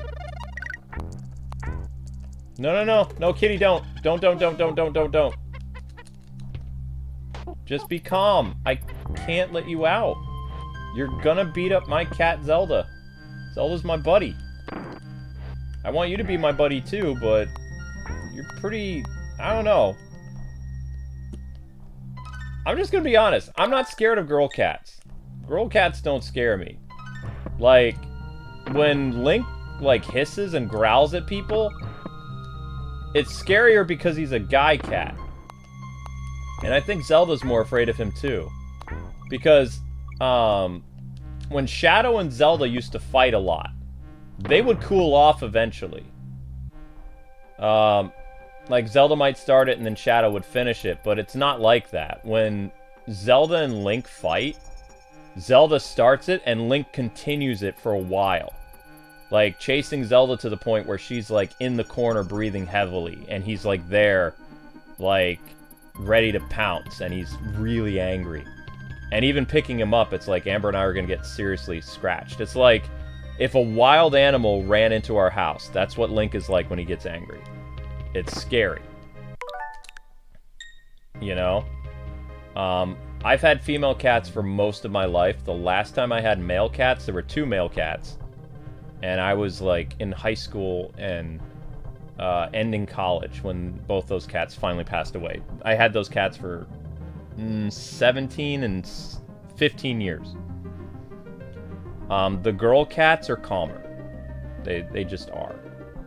But I think the reason why Zelda is kind of freaked out is because, you know, she gets all sassy, and then she's expecting Link to back off, and then Link challenges her, and because he's more ferocious, you know, things get crazy. And, I mean, I'm thankful that he's just a baby cat, like a year old, but Zelda's like 6 or 7 years old, and she's scared of him. So, I mean, you know, I don't know what I'm going to do with these 2. I guess I have to wait it out and maybe... Because Amber and I have seen... The reason why we didn't give him back to the shelter is because we've seen a gentleness to him. You know, if he was, like, feral and angry and scary all the time, like, Amber was actually afraid and wanted to get rid of him over the weekend. She didn't know what to do with him because he was hard to get back in his room. He would glare... Or not glare. He would literally, like, take swipes at you. And, you know, I showed Amber some of the vlogs that I did, and that he was a calm kitty, and, you know, she kind of reconsidered, but she was getting kind of scared of him. And, I mean, rightly so. I mean, Link scares me sometimes. We've had him for officially a week now, and, you know, it's... Maybe Two-Face would have been a more fitting name, because he's calm and happy, and then sometimes he's like an absolute terror. He can also open the door. Like, if we don't shut the bathroom door properly, he can open it. He, like, plays with the latch, because he's a big cat. He's almost like a Bengal cat, if you've ever seen one of those. He's a big boy. So, I mean, like I said, I think that they're both going to get along eventually, because I have had some good moments with them. Oh, please don't open the door now. Please do not, because if you see Zelda in here, you are going to lose it, and I'm going to be a casualty of war. Do not come out. do not open that door. And you guys have seen the way the house is, so I'll tell you how he opens the door. How Link has figured out how to open the door. He's a big cat, right? So he stands on the toilet, he stretches his body all the way over to the door handle, and he uses the weight of his body, because he's a heavy cat, and he pushes down on the doorknob until it opens. And there's no way to lock him in, because, like, you can only lock the bathroom from the inside. Zelda cannot open doors. So, yeah. It's kind of scary. I first found out that he could do this because Zelda was sitting outside of his door, and she was hissing at him and taking pot shots at him. You know? Like, she was, like, he was sticking his paw under the thing, and she was swiping at him and growling. And Link was like, okay. And then she got up really close, and then I'm in here watching anime, and I was freaking out because I thought somebody broke into the house. And I heard this door creep open, and the next thing I know, I hear Zelda shrieking, and she bolts into the room, and there is Link chasing her. I'm just thinking, how did that happen? Because I was like, well, maybe I didn't seal the door properly. That's what I was thinking. Like, maybe I didn't close it good enough. And I was like, nope, I sealed him in. He got out. So, the only door that he would be able to not break out of would be the basement door. But if you lock him up in that bathroom, he can actually get out if he's really scared or Zelda really ticks him off. And that's scary for a pet owner sometimes. Especially when you're trying to keep them separated so that they don't, you know, literally tear fur from each other. Oh my gosh, I found the secret! I skipped half the level. I think I skipped some of the hardest part. No, don't do it. Wow, I skipped some of the hardest part of that level. I don't remember how I did that. I guess there was a secret down there that I just kind of accidentally found.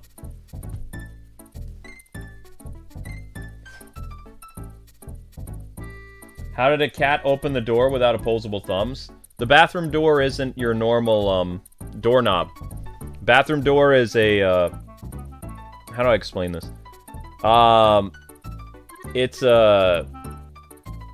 It's not round. It's square or whatever. It's like what you would see in a hotel room, like separating, like going to the bathroom. It's not in a knob. It's like a Don't you open that? It's like a flat thing that you push down on to open. It's not a knob that you would turn that you would need to actually have like a grip on to open. It was a design choice. So he's a smart cat, so he pushes his weight.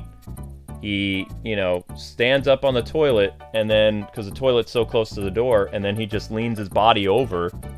And you'll hear him do it sometimes, because you'll start to hear him, like, put weight against the door, and he'll start to claw, and then eventually, like, his paws land on the door, and he just pushes down, and the door opens, and then out he comes. It's like a handle, yes. Yeah, that's it. It's a handle door. Mm-hmm. Not what I would design an apartment to have, but that's how the bathrooms are designed. The bathroom and the basement are designed like that. Everything else has doorknobs, I think.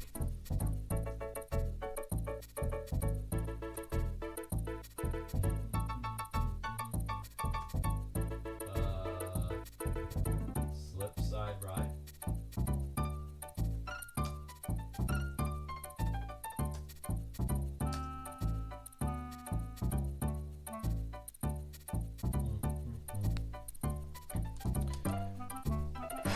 We actually cleared one of the harder levels for me. Now we have the next harder level for me. This is Slipside Ride. This has bees and... Which, I was always weirded out by this as a kid. Like, why would you have... It's wintertime, right? Bees would not work in this level, theoretically. But, whatever reason, Rare was like, we're just gonna keep using those bee enemies, because everybody loves the bees. It's like, no. The bees should have been... You know, just in the non-winter levels. Because they would not be able to fly, for one. And it'd be too cold for them to survive, but here they are in the winter levels. They're super annoying.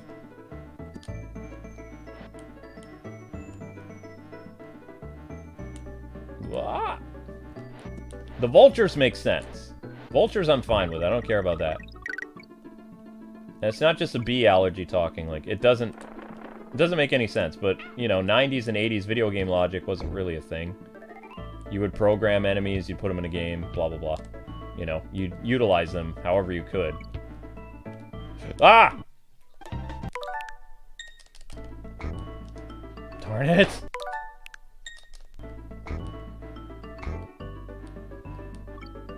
Oh! Trauma, trauma, trauma, trauma! Seriously? Oh!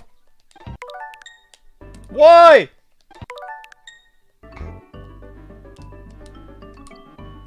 What? Sorry, I am gonna rewind for... I don't like the snow levels. So you'll see me rewind a lot more than I have this entire time. Because I cannot stand the bee enemies or some of the snow levels. It brings back trauma. It brings back flashbacks! Oh my gosh. Not happy fun flashbacks either. Terrifying flashbacks. 90s kids know what I'm talking about. I think there are very few games today that a lot of you guys would play in the past 10 years. Ow! That would have, like, moments of the game where you're just, like, dreading revisiting it. For the most part, it feels like, you know, just speaking as someone from out of time, video games have become, like, more entertainment-oriented. Like, about the story and, the characters and the music and the setting and the flashy bells and whistles more than it's about its gameplay or its challenge. It's almost like going to a movie theater, especially, you know, with all the voice acting and the cutscenes and everything else. But because people have complained, and don't tell me people don't do this, because Kotaku, GameSpot, IGN, all these people have been complaining about game difficulty for 10 years.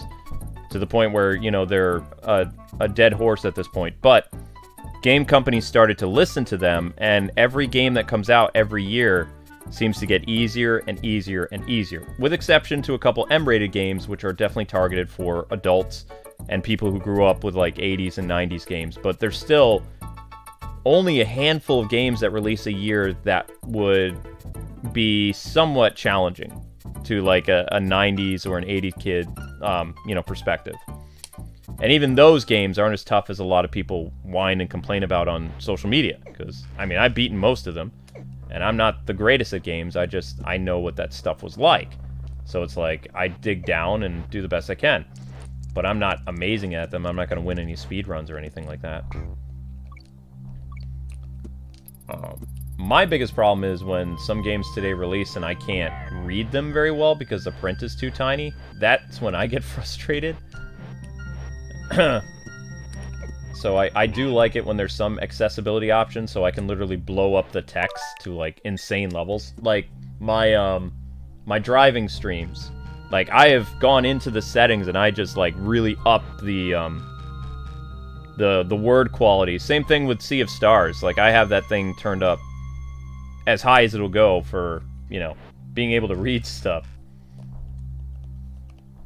And it makes it a lot easier to do that. So I like that stuff. I wish more games would do that, personally, because then for people who can't really see very well.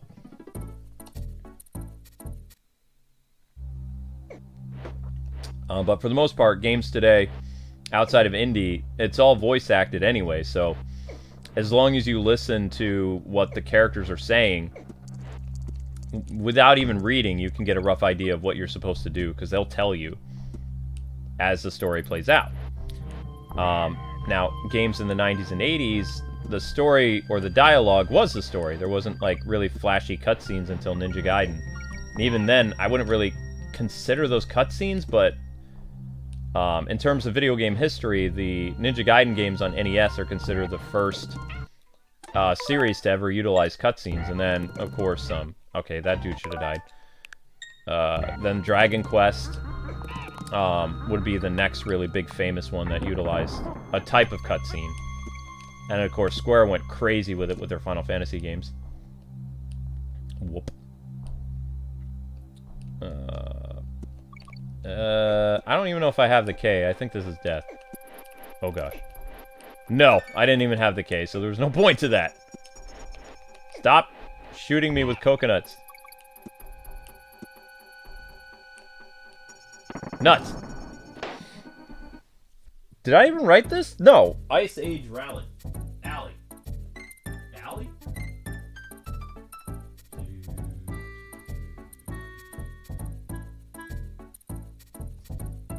I'm a fan of snow levels in video games.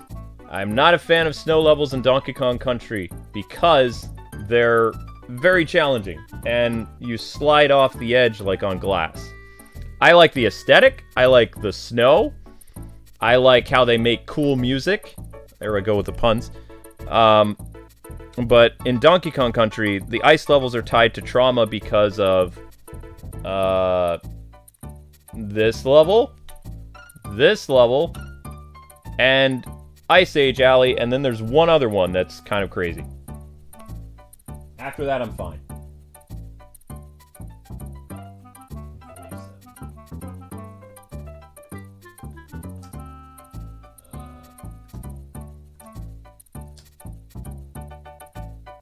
I'm kind of calm, like, playing this, because, I mean, at any time, if I have to, I can rewind. You know, so it's not like my blood pressure is going to shoot through the roof, or you'll see K-Wing turn into the Hulk playing any game on the Nintendo Switch Online, Sega Genesis, you know, Super Nintendo.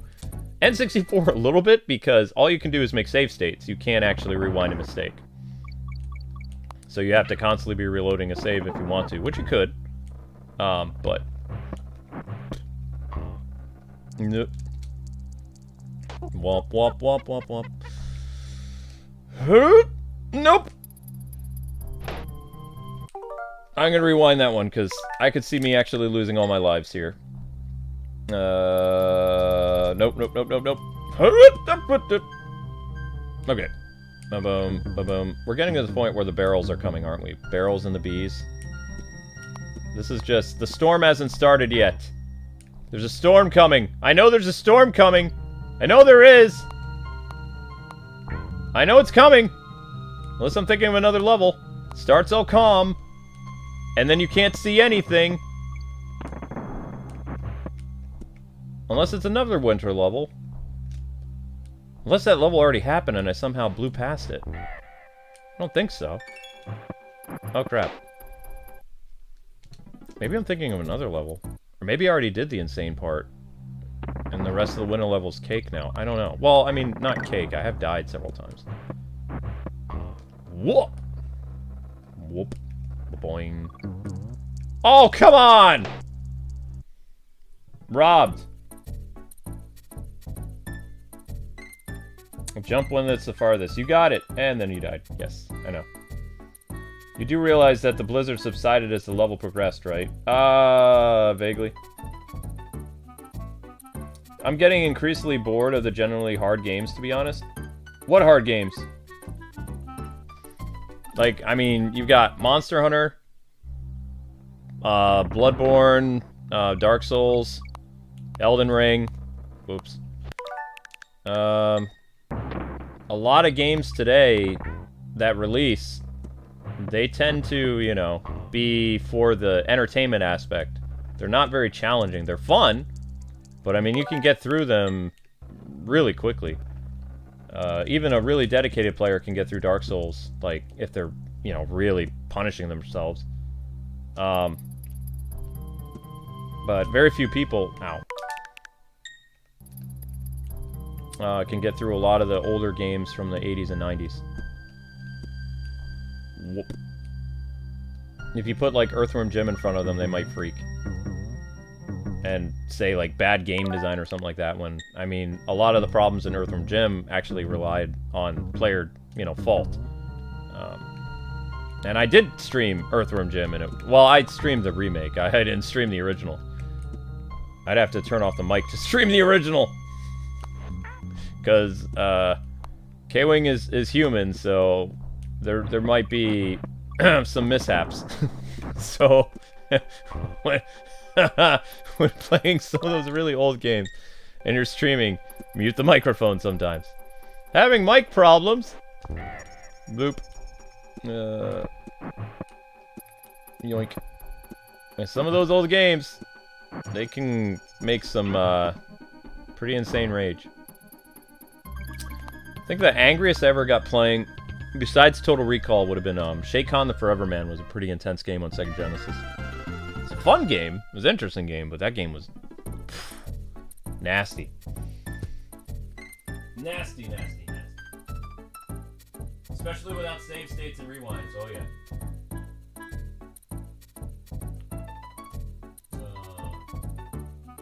I have no problem looking at retro games live on Nintendo Switch Online. That's no problem. But sometimes Ultimates throw me a curveball, and they have me look at stuff that I can only play on my classic Super Nintendo or Genesis. Those streams can get kind of heated.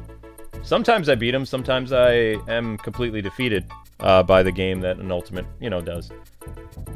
Sometimes I punish myself too much, like when I did all of Gotham City Racers for an Ultimate and all of Dark Tomorrow. Oof. That was pain. Pain that will linger. What? Is that a C? Croctopus?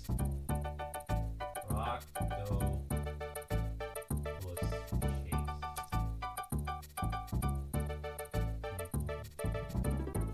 Kid Icarus was difficult, but you beat it, right? I beat Kid Icarus as a kid, too. I had an easier time playing through Kid Icarus than I did Ninja Gaiden. Like, beating the Ninja Gaiden games on the NES was insane. Without Game Genie. I will never do that again. Because the reason why I had to beat them is my parents refused to buy me new games until I beat all the games that I had. Because, you know, they had got me the Ninja Gaiden games. And my dad was reading, I forget what it was, some type of newspaper where people were complaining about, like, some games, like, citing rage and other things. And I think Ninja Gaiden was, like, one of the games they were talking about. So, he would ask me, like, questions about something. And, with the Ninja Gaiden thing, he would actually... Sometimes he would watch and he'd be like, well, when you beat this game... Because, I mean, we didn't have a lot of money. It was a very, It challenged me to go through some of the most annoying games that I can think of in order to get a different game. And I did beat them, but, I mean, I didn't like my dad very much. Completing Rocky and Bullwinkle on NES and Ninja Gaiden was an ordeal, I'll say that. And then he'd come in with his Polaroid, he'd take a picture, and he'd be like, oh, yep, you beat it. Okay, cool. Let's go to the game store. Because, I mean, game cartridges back then were very expensive. But my dad would never go through Ninja Gaiden, so he looked at the game and was like, oh my gosh, the enemies just come back after you kill them? It's like, yep.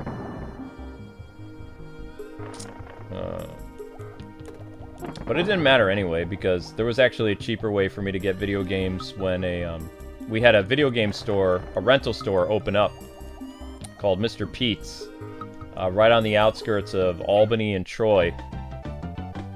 And we were in the boonies. We were in a town in the middle of nowhere in New York, upstate New York. So we were between Albany and Troy, which was, Albany would have been about an hour and 25 minutes from where we wanted to go to the store, and then Troy was the closest place, and nobody wanted to go to Troy.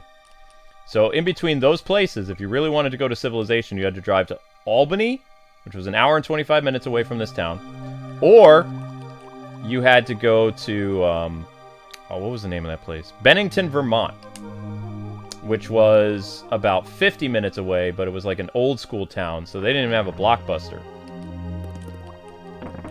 Not in the early 90s anyway. Like, probably by like 94, 95 is when they got like Blockbuster and they had more amenities or whatever, like a McDonald's and stuff like that. These were, you know, places that were very distant from big popular cities like Albany or whatever the big city in Vermont was. I don't remember.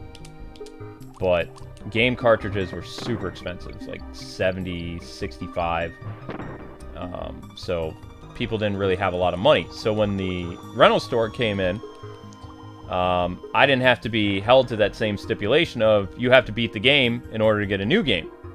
The only time the rule was not really counted was, of course, at Christmas and birthday. Like, I didn't have to, you know, I didn't get a list from Santa that says, oh, you didn't complete Total Recall, so no, no NES games from Santa this year.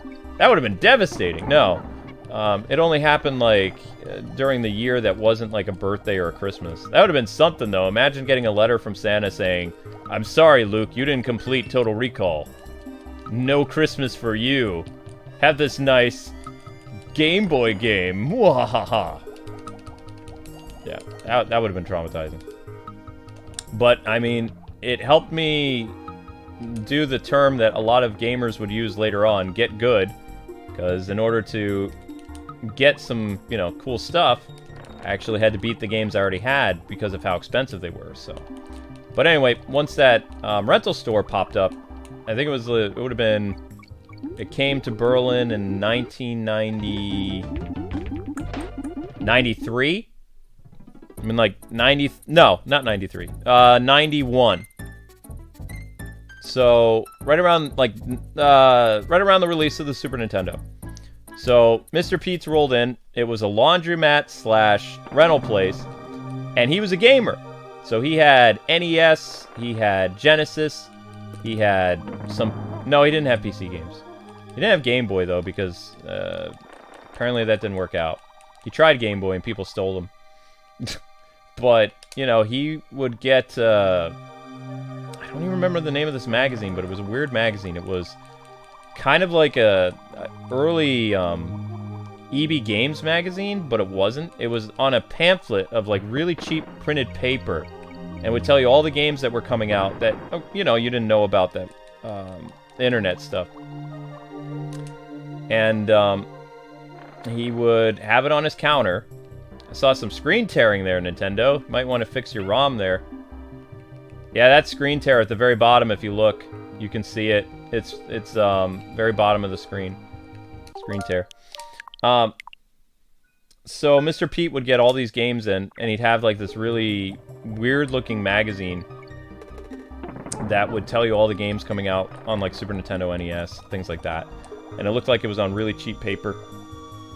So I would, you know, save up my allowance and sometimes my lunch money, because I would really, you know, we couldn't afford to get a new game when there were new games coming out all the time. Like, until Mr. Pete's rolled in, I didn't really know that video games were releasing as much as they were. Like, I thought video games were just coming out, like, maybe every 6 months or something like that. So my entire worldview grew so much when Mr. Pete's rental store existed, because I learned that so many games were actually out there, like, all the time. And I would start saving up my money any way I could, like doing extra chores, whatever. And it just changed my world completely. I also started watching a TV show called GamePro TV, which is what inspired me to be a game journalist. And you know, it was kind of cheesy, but I loved their format that they did for reviews. And later I remixed that idea for my game reviews in the early 2000s, when I actually did video reviews on YouTube. So I remixed the old GamePro TV thing. And I also took from them a little bit more when a friend of mine and I created a video game TV show in the vein of GamePro TV called Game Nights Television. And we only made, because of how costly it was and how much time it took, I think we made 6 episodes, and the pilot episode got like, I think it got like 100,000 views, something like that. And then we got some offers to join Screw Attack and stuff like that, but because it was just 2 of us putting that show together, and he being in California and me being, you know, in Boston, it wasn't possible for us to keep up that quality. So eventually what I did is I just ended up uploading the episodes, some of the episodes, to the O1 channel until I think he and I got into, I don't remember, either it was a political debate or we had some type of small falling out where he asked me to remove the Game Nights videos from the channel. And I think I removed all of them, but maybe one. The pilot might still be around, the re-uploaded pilot. I don't know if he would care if, you know, I posted them now, but I don't really have... I don't think I have the full episodes of Game Nights TV. I only have the pilot episode, and I have episode 3. And that's it. Like, all the other ones are just... they're gone. So... what year was I born? 83. So I was born during the peak of gaming. NES came out in 1985. I got my NES in 1987, I believe. And I got my Super Nintendo in January of 91, I think. I think the Super Nintendo came out in 1990. I don't remember. I did not get it the Christmas it came out. I got it a couple months after. Like, because remember, my birthday is a few months after Christmas, so my parents, it was kind of cool. If they weren't able to get me a new game system on Christmas, chances are if I waited like a couple more months on my birthday, there would be the game system that, you know, I did all those chores for and saved my money or whatever, you know. Or no, not save my money. I was a good boy. I was a good boy, and I, you know, helped out around the house, and I didn't fight with my sister, who was a brat, and I didn't torture the cats, or whatever. You know, I had, like, a honor system. So sometimes, when my, you know, if they were able to do it, because, you know, it was actually, we didn't really have pre-orders back in the day. Video game systems did not fall under a layaway order. So, I mean, when video game companies started to do pre-orders, it was a big deal. Because before, there was no guarantee. Like, literally, you would fight people in line for a Super Nintendo or a Genesis. Like, especially at Christmas time. So, you know, I'm pretty sure I got my Super Nintendo after the Christmas it came out. I think it came out Christmas of 1990. But I don't remember, because it was a long time ago. Also, you know, Japan got the Super Nintendo first and was called Super Famicom. So sometimes I get the release date of the Super Nintendo and the Super Famicom confused, because when you type the release date of the Super Nintendo, usually Google will give you the Japanese date of whatever came out first, whether it was in America or Japan. That is the date that Google goes by. So, which they didn't used to do that. They started doing that, I think 2012 is when they started to, you know, whatever came out first was how they weren't doing it by region anymore. And in fact, when you go to Wikipedia, sometimes you actually have to scroll down and make sure it doesn't say JP or NA, because it'll tell you, you know, the release dates for that.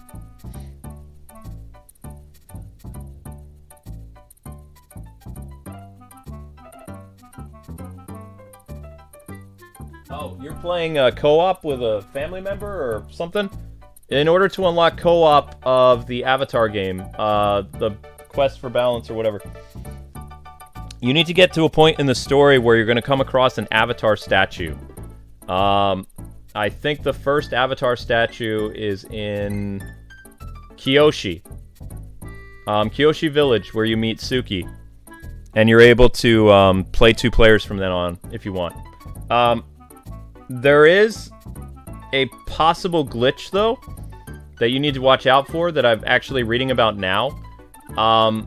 you can mess up a quest, a side quest, with Aang's flute if you activate 2-player before like going through all the dialogue options, and then you won't be able to complete that quest. It doesn't give you any avatar points or whatever for your skill tree, so it doesn't really matter, but if you're trying to complete the game 100%, it glitched on our game, so I can never complete that quest unless I, either they update it or whatever. But yeah, once you get to Kyoshi, you should be able to play 2-player. Just make sure the second player is plugged in. Go to the save statue, and then click down to where it says, I think multiplayer, or change characters, and then hit select, and it'll open that menu up for you. But also bear in mind that you share a life meter in a sense, so when another player dies and you still have full health, it counts as a game over. So, good luck. Okay, where was I again? We're on Torchlight Trouble. And we're marathoning that game tomorrow, so. Torchlight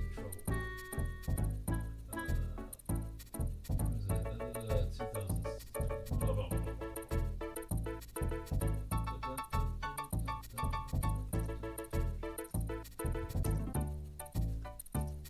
Time code. Really? With that? Okay. What year was Super Nintendo? It was 1990, right? Release date. Okay, yeah. Wait, is that the Famicom or is that the Super Nintendo then?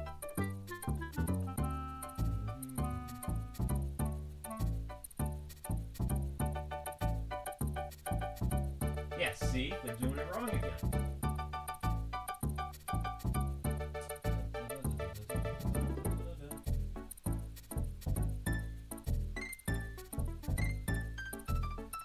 That's its discontinue date.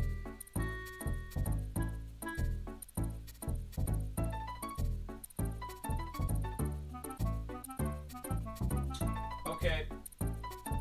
That's a different system. Okay, so I mixed up 2 memories.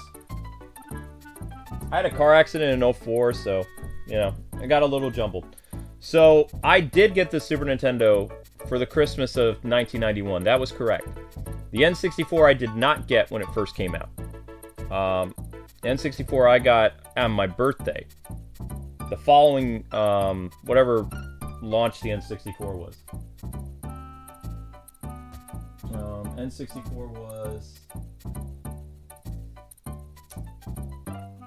release date, North America.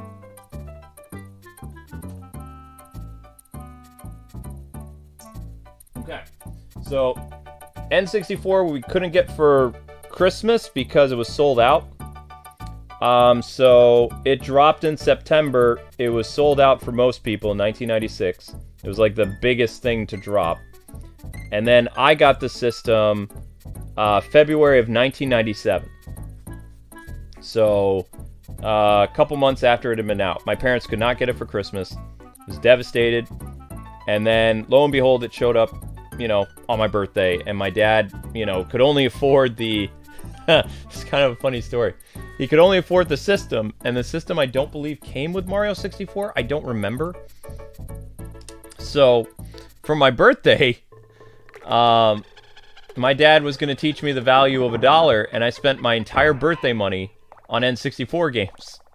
So, we went to the Sam Goody, and whatever, birthday money I got was gone within, I don't know, after 4 games, I think, like, all relatives, and I have a lot of Portuguese family, so I had quite a few birthday cards in 1996, or 97, so... yeah, I remember having the cake, opening the game system in the house, and I think there was one game that my dad was able to get for it, and then that was it. And then, we went for a drive after school, and went to Sam Goody, and I got a bunch of games, 3 games, and then I was completely broke. In fact, if I remember correctly... my dad had to help with the last of, because I didn't have enough birthday money, because that would have come out to, if 3 N64 games. Would have been, yeah, quite a bit. So he ended up paying the difference on the third one. Because I didn't have enough for the third one, and I wanted all 3 games. And, you know, he did it. But then, like, afterwards, it's like, I remember it wasn't until either Christmas or when I was mowing lawns that I was able to go and get more N64 games. But the biggest devastation for the N64 was, like, it caused eye strain for me. Because, like I was telling people earlier, everybody in my school was playing the N64 and loving it, but I still had a passion and love for 2D games. And also, part of that passion lied in the fact that playing 3D games really started to hurt my eyes. So it took me years to adjust to that. By the time GameCube rolled around, I was fine. But by then, I was already, like, well into my college years, so...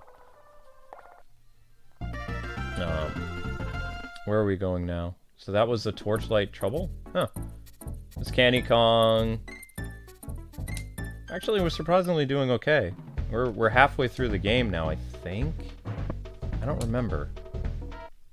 No, it says we're only 28%. There's this guy, and then there's the boss battle. Rope Bridge Rumble. Rope Bridge. Rope Bridge.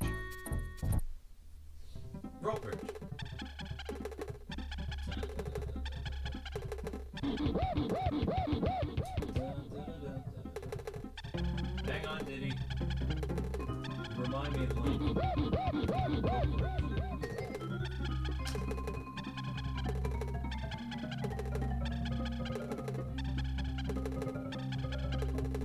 Oh yeah, there's one level in Donkey Kong that's pretty bad too, but we're through most of the really insane stuff outside of some of the boss fights. There we go. My trouble spot is always the winter levels. Some of the coolest looking levels in the game, mind you, but also I'm not a very great platformer gamer, so... I died in Mario way more than I would be comfortable admitting when I was a kid. I remember some Mario games bringing me to tears, but, you know, acing Ninja Gaiden was like, having my friends come over and be like, you want to play Super Mario Bros. 3? Be like, I'd rather play Ninja Turtles. They're like, oh no, it'd be fun. It's like, wasn't very good at it. And they're like, well, what do you want to play for fun? Or it's like, you know, basically, they would play the Mario games, or platforming games in general, which I was not very good at. And then I would torture them by making them play Ninja Gaiden, and then showing them how easily I could beat it. And they'd be like, how did you do that? It's like, you have no idea my motivation involved with this. I had told very few people that my parents required me to beat the games before I got a new one. So, my friends had no idea. Because it was kind of embarrassing to admit that. Like, you know, I'm poor, so my parents can't, I had a lot of friends who, their parents were always able to come home with a new game, or some kind of treat, or pizza, and it's like, I remember going to Pizza Hut was such a big deal, especially when the X-Men was on VHS or whatever. Like, very few times we went to Pizza Hut. So it was like only like a major special occasion, or like mom wasn't going to cook it all, and you know, my dad had some extra money or something like that. So the only times I ever remember going to Pizza Hut would have been during the X-Men VHS thing, since it was very hard to get X-Men on VHS, and my dad loved the show. So he kind of went for himself, and also the big Ninja Turtle stuff. There was some huge Ninja Turtle stuff at Pizza Hut. And that was that. And then when I was a teenager, because my dad got a raise and we moved from New York to Chicago, then we were able to actually get fast food. But by then I was a teenager, so I mean, I guess that was good, because teenagers eat a lot. Became kind of a glutton in high school. Because, I mean, it was like a whole new world for me, because I grew up super poor. And then my dad got a raise, and he took a job in Chicago, you know, in a bigger area.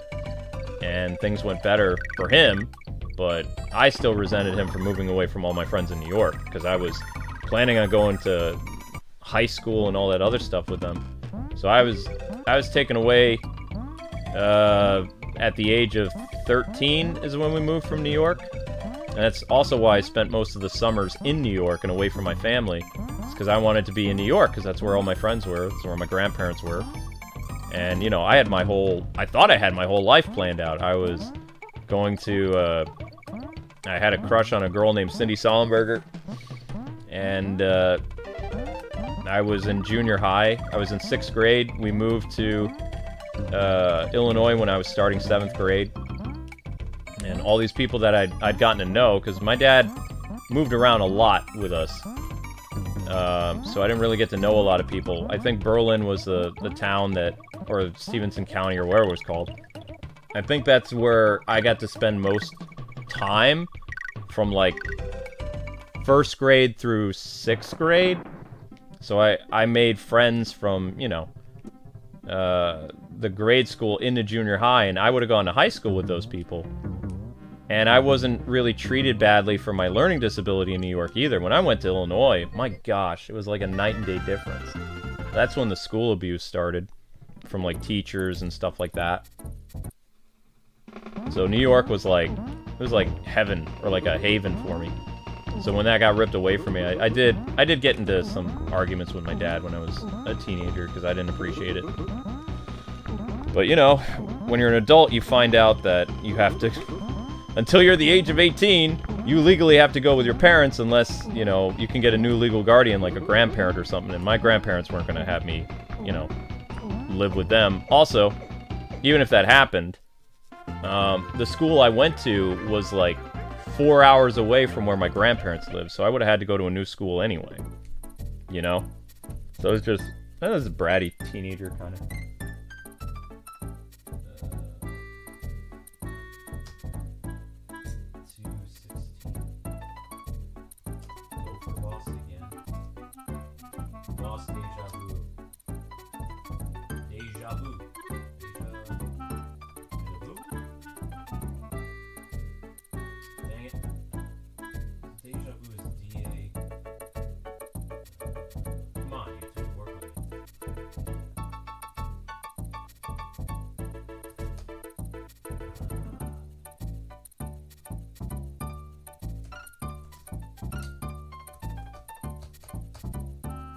Bratty Luke. We'll say, how about, no, it wasn't Sinadre. Come on, I had my entire, I would have been, yeah, I was 12 when we moved. I was just, I celebrated my 13th birthday away from all my friends. I had to start a new school year with new people. School was torture, because all the teachers were out to get me because I was a, you know, new student that they didn't know how to deal with, because they didn't, you know, they didn't deal with people with learning disabilities and other school challenges. I was plopped into a school district that was very bad, like near Chicago. So, I mean, that's why, I mean, my resentment from living in Illinois and, you know, Midwest stuff, it stems from that. So I got kind of like a prejudice with Midwest people, no offense. But that's why I went back to, as soon as I could, I went back to college. I went to college in New York. I went to state, and then I went to a local school, local community college. That didn't work out financial-wise, so I had to come back to the Chicago area. But I met Amber, so I mean, you know, but as soon as Amber and I got married, we left Boston, and we went to New York. And then when I couldn't afford it, we had to come back to Boston. Which is weird, saying we couldn't afford living in New York, and then we lived in Boston. But, you know, the YouTube thing took off. I wish that if I could do it again, I would have, once our YouTube channel started taking off in 2010, I would have left Boston for good and moved back to New York, and we'd probably still be near my grandparents, maybe. I don't know. Staying in Massachusetts was a mistake because things I don't want to talk about, but we'll say family issues. Some people didn't get along. So, if I could have, you know, time machine, I would have fixed that. We would have moved back probably to either Albany, or we would have lived right outside of New York City, like near my grandparents, probably. And then who knows, we probably would have moved to Chicago to be closer to Amber's parents. I don't know. I can't fix, you know, what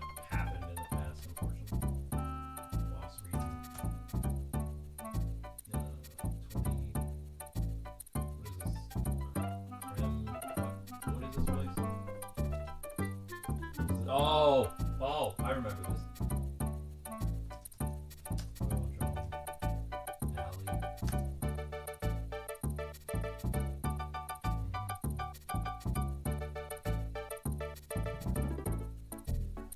Oh yeah, no, I know members and general like viewers. You know, you guys are good bunch. You know. You notice that a lot of these levels end in alley. Oh, I remember this level. Uh-oh. Now you guys were here for the long play of Donkey Kong Country 2. How many hours did it take me to beat it? Was it 3 or 4? I'm dedicated to do this whole game tonight. I'm doing a full playthrough. I love this game. I'm doing the whole thing. We're half done, I think. I don't remember. I'm not going to be able to 100% it, mind you, but I gotta, you know, get to the final dude, probably.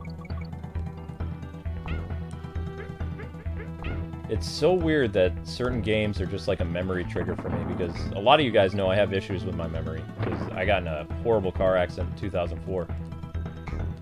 Right before I got engaged. My whole life changed. I think a lot of my headaches stem from that accident, too. A lot of cognitive issues, speech impediment, stuff like that.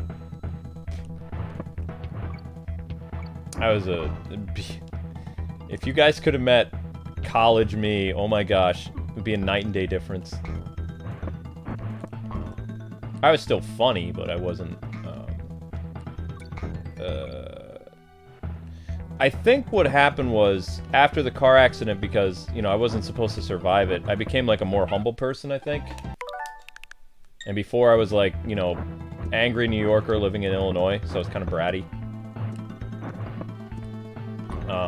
So, you know, after that, people changed. So, I had a huge attitude adjustment, and I became a lot more... I wasn't really resenting my dad for his job anymore, and things like that, and the whole poverty thing, you know. I was just thankful to be around. And, you know, I became a nicer kid, I guess you would say.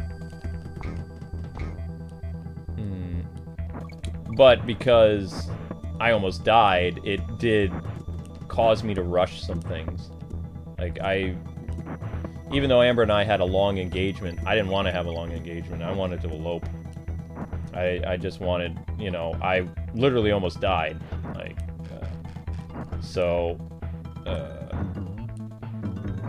I kind of probably rushed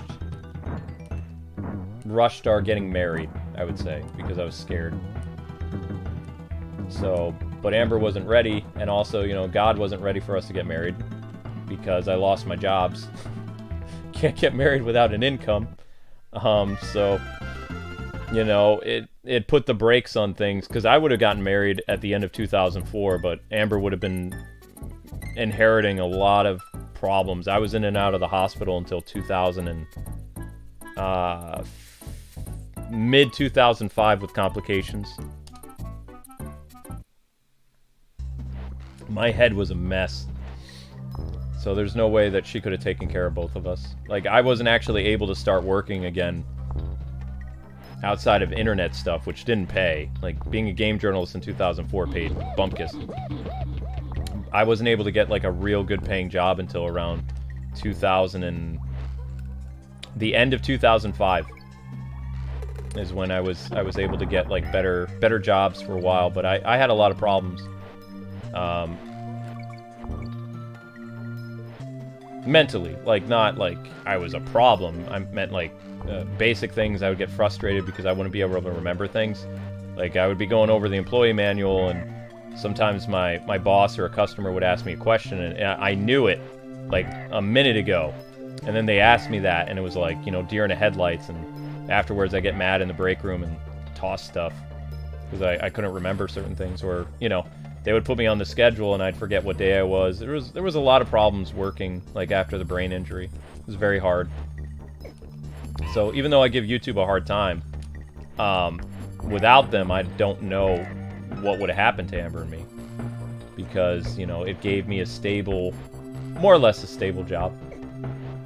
One that I make my own hours, and I used to get paid based on the content I release, but everything's changed with that, obviously. But it's possible after all these years I could maybe function in normal society, but I don't know. There's a lot of other things about normal society that I don't really want to be a part of, so get fired for all kinds of weird stuff. Not related to your job either. So, you know, going through that stuff would not be something I would want to probably experience.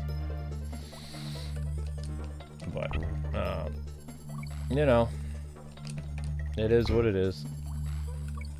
I complain about YouTube sometimes, but I'm still thankful for the people I met and the opportunities and all that other stuff. I just don't want to let them know because I'm trying to, you know, what's the word I'm looking for? Trying to negotiate certain things with them. I've been pushing for them to make a salary for years because I don't like the whole up and down roller coaster thing. I remember talking to it was somebody who doesn't work at YouTube anymore, but I brought up the idea to them for some salary based stuff because the thing is they can't keep the model that they're going at right now anyway. Like they've been lowering people's income for years. Like every YouTuber's income lowers by like almost like 4% every year. Like it's nowhere close to what it was years ago. And people talk about that all the time. So when I was working for Facebook, Facebook had us at salary. They negotiated a contract, and no matter what views we got originally, they would pay us a lump sum based on how much content we made. It was like you had to release like 20 videos, you had to do like 3 or 4 live streams, blah, blah, blah, blah, blah. And they would pay you based on a salary. So I went up to bigwigs in New York at YouTube, who are no longer there. And it was after Amber's miscarriage. I sat down with them and I was talking to them because I you know, I do obsess over things and I follow data charts and look at real-time views and stuff, which drives Amber crazy. So I was even doing it back then when we were successful because I planned out in my head that probably by, you know, the year 2020, we'd start to see a dip. And, you know, I had all my info and my way of explaining things, and I was kind of right. I actually thought my projections were going to be less bad than what I was telling YouTube, and it turned out to be worse. But, you know, I went to them and I said, hey, if you give us this, then we'll promise to release this amount of videos, this amount of live streams, and, you know, we'll be good for it. And we'll be paid what we, you know, are actually contributing. How many hours I'm up, all this other stuff, blah, blah, blah. This is a little less than what, you know, our take-home is right now. But this is something that if we could lock this down, you know, for like a 5 or 6 year contract or something like that. And I almost got it. I almost did. But they were like, no, we're going to keep to the ad revenue because YouTube's going to continue to grow. Nope. Didn't work.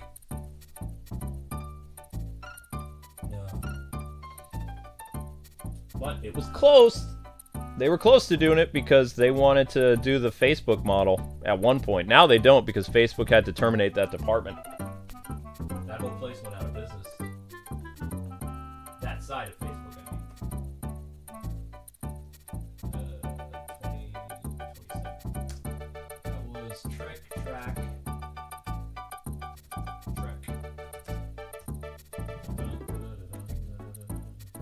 Elevator. Wait, is this a bad level or a good level? I don't remember this.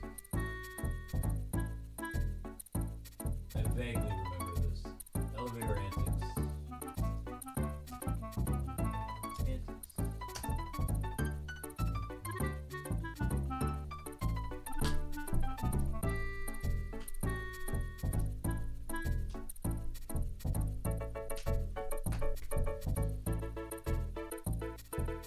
How old was I when I had the car accident where my ribs shattered and I almost punctured my lung and I hit my head?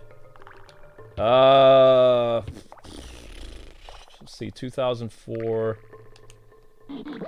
I would have been, let's see, I don't remember the exact age. I want to say between 21 or 20.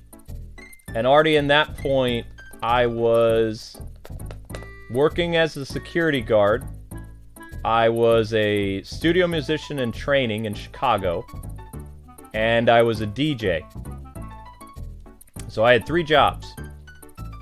My girlfriend was doing a beauty pageant. Amber was in a Miss Illinois or Miss Illinois runner-up thing that would lead to Miss Illinois. And she won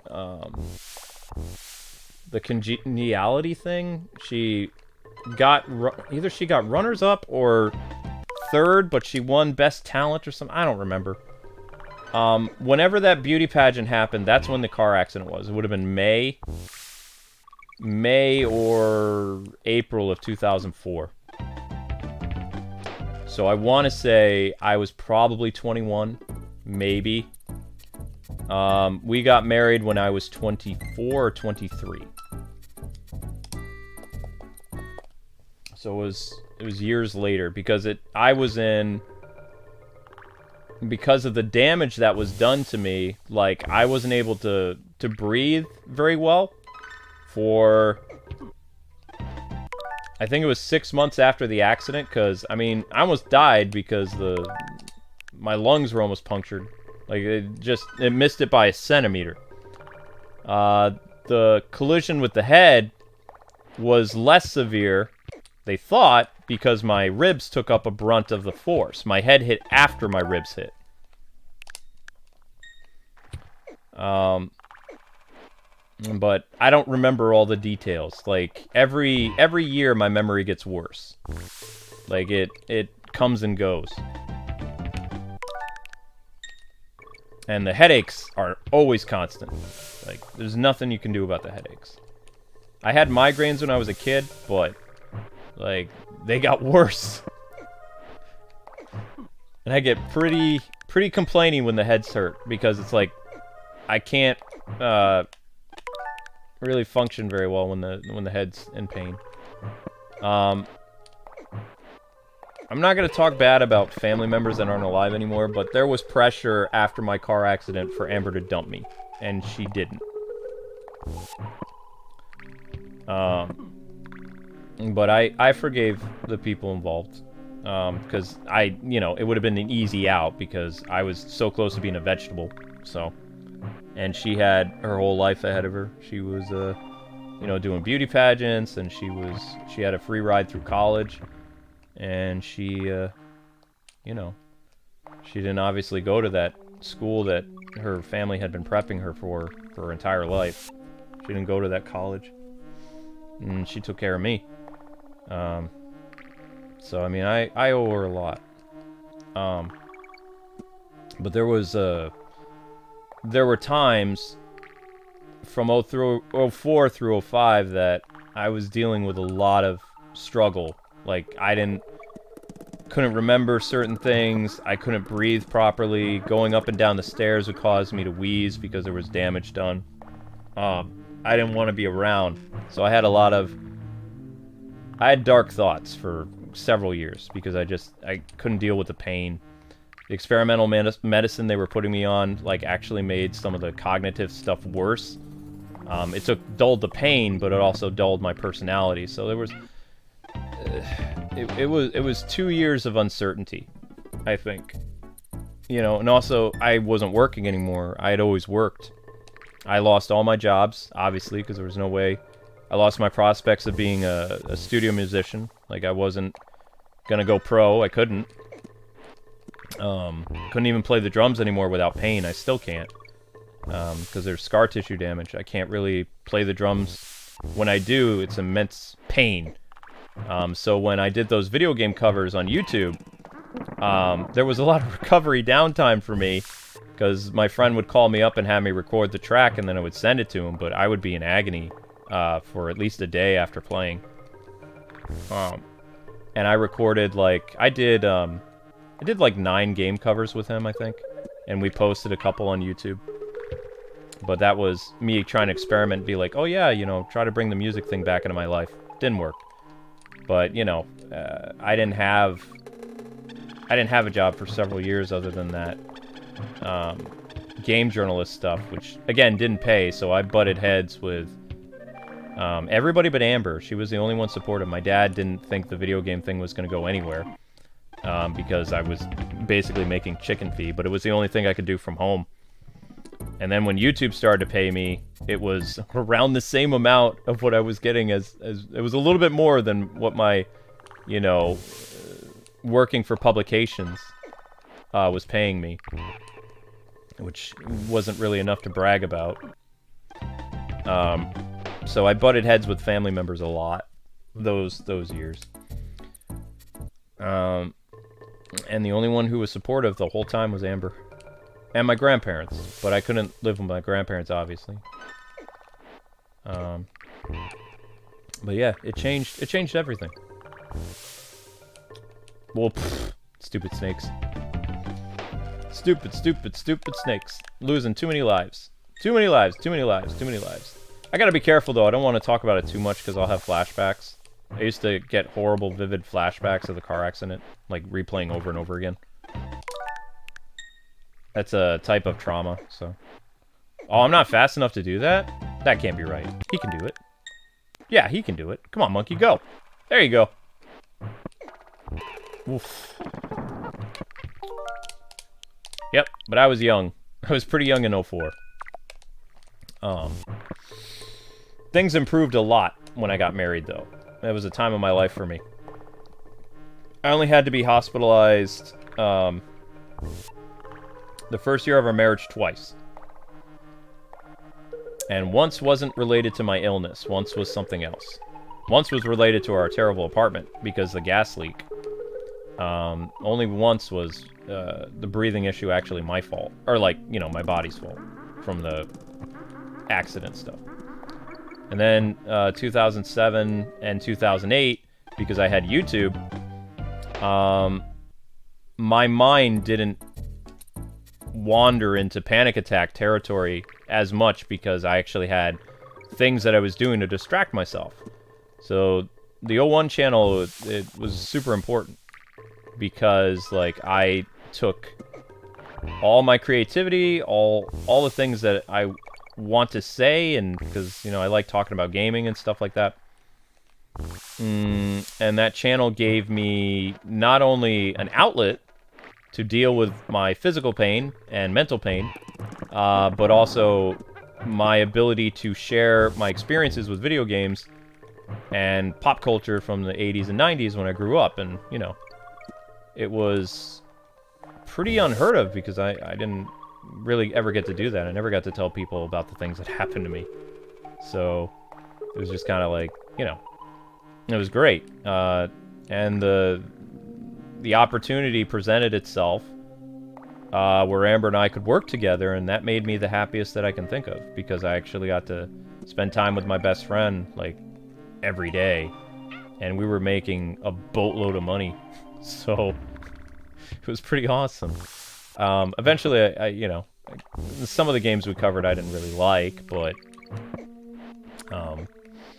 still, it was amazing. Like,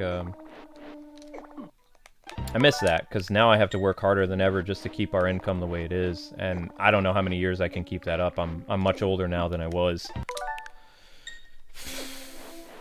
But, we'll see. I think I got another 3 years at this breakneck speed, and then I don't know what after that. Hopefully it's enough to get me a house, so that I can, you know, kind of slow down a little bit. Because I will need to slow down. Time is something that we can't stop. I think the reason why I'm able to pull the insane hours I do, of like 9 hours of streams a day or whatever, is you have to remember, when I was in my 20s, I used to work 3 jobs a day. You know, insane hours too. Security guard, DJ, like late night DJ. So I mean, the nighttime is my work time, really. It's where I'm more comfortable. The daytime I associate with pain because my car accident happened during the day.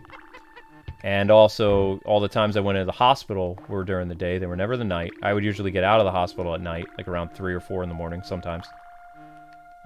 So me being asleep during the day is kind of therapy because I'm not up during the day. I don't like the day. I don't think I ever will.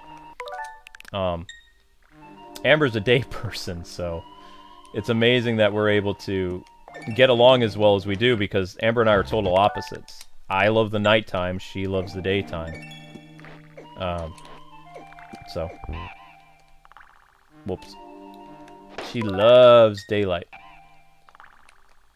I like how peaceful it is at night. Some people are scared of the night. I like the night. Because, you know, everyone else around you is quiet. People are sleeping. As long as somebody's not trying to break into your house, it's all good. You know, you don't have to fear the dark or fear the night. The night is when people are kind of rejuvenating. You know, like regeneration, in a way. You get it through sleep or whatever. I just sleep during the day. That's how I work. It's not very peaceful to sleep during the day, I'll tell you what. I get woken up so many times during the day because of, like, loud stuff. All the time. All the time.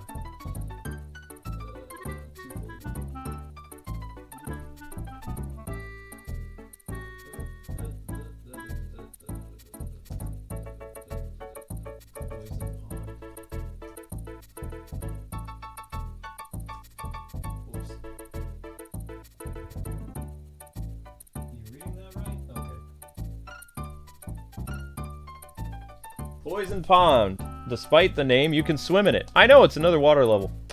This is a hard water level, though. This is a tough one. I know that.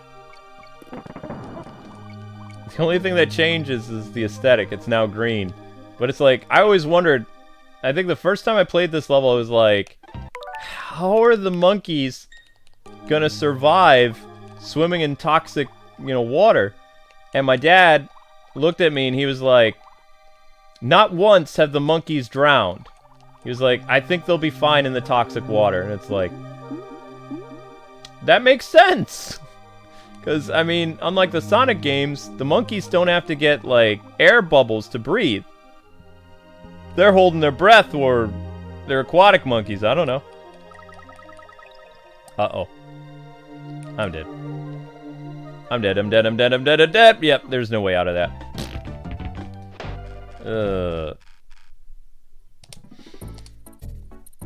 But I always sometimes apply actual logic to video games when it, doesn't make any sense. But I was a very inquisitive kid, so... I liked to learn a lot. And I wasn't getting that learning from school, so I read a lot of books. Things like that. Crap. I think Monkey's toast! Can I get out? Can I get out? Yes! Alright, I'm out.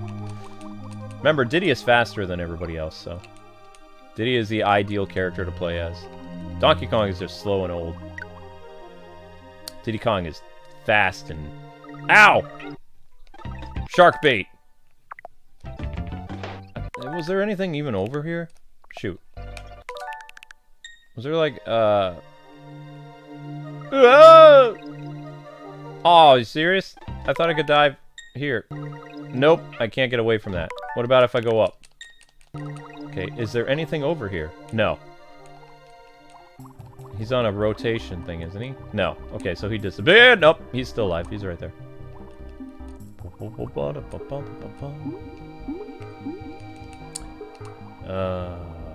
Okay. Ow.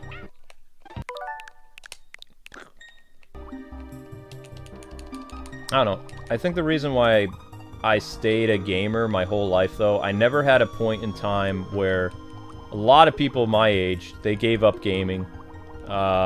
Gaming has been a part of my life since the 80s. Like, I've never gave up on it. It was my entertainment. And also became my career, because I became a writer for video games in 2004. A couple months before that life-changing accident.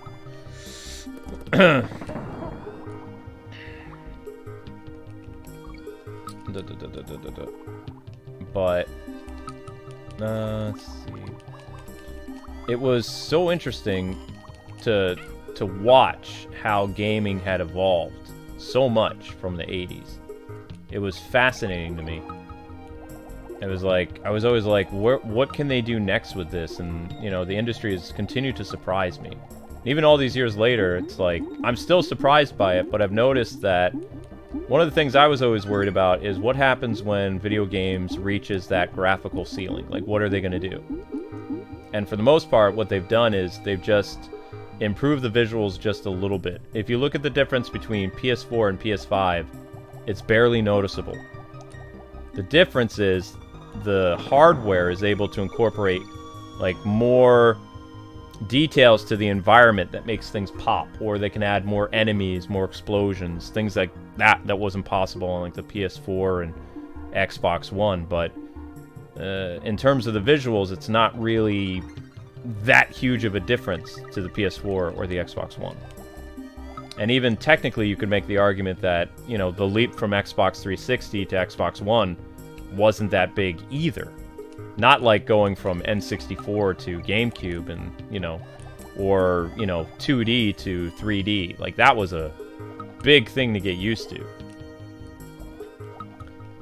And I mean, someday, maybe they'll be able to bypass the graphical ceiling, but I think the reason why Nintendo's not really worried about making their next game system, like, you know, comparable to what's out there is because they realize that, you know, one, it's expensive to do that, and two, there's really no reason to rush that right now because there's really not that huge of a difference the way things look.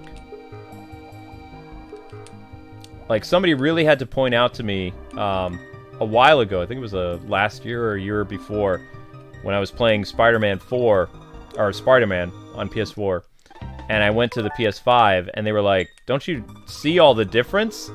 And I'm sitting here, I'm looking at the game. I was at, like, I think it was, I'm trying to remember where it was. It was somewhere like press related, and they were like, "That's what 4K brings to the table." And I'm looking at it, and I feel like I'm a old man with like, what do they call those? What do they call those? Not bionicle. What is that word? No, it's See, this is why I don't like my head much. Simple things I can just like forget in an instant, like it never existed. Bifocals, there it is. And I'm not that old either, but I took a big blow to the head. What was bifocal thing? Like looking at the game stuff, it was.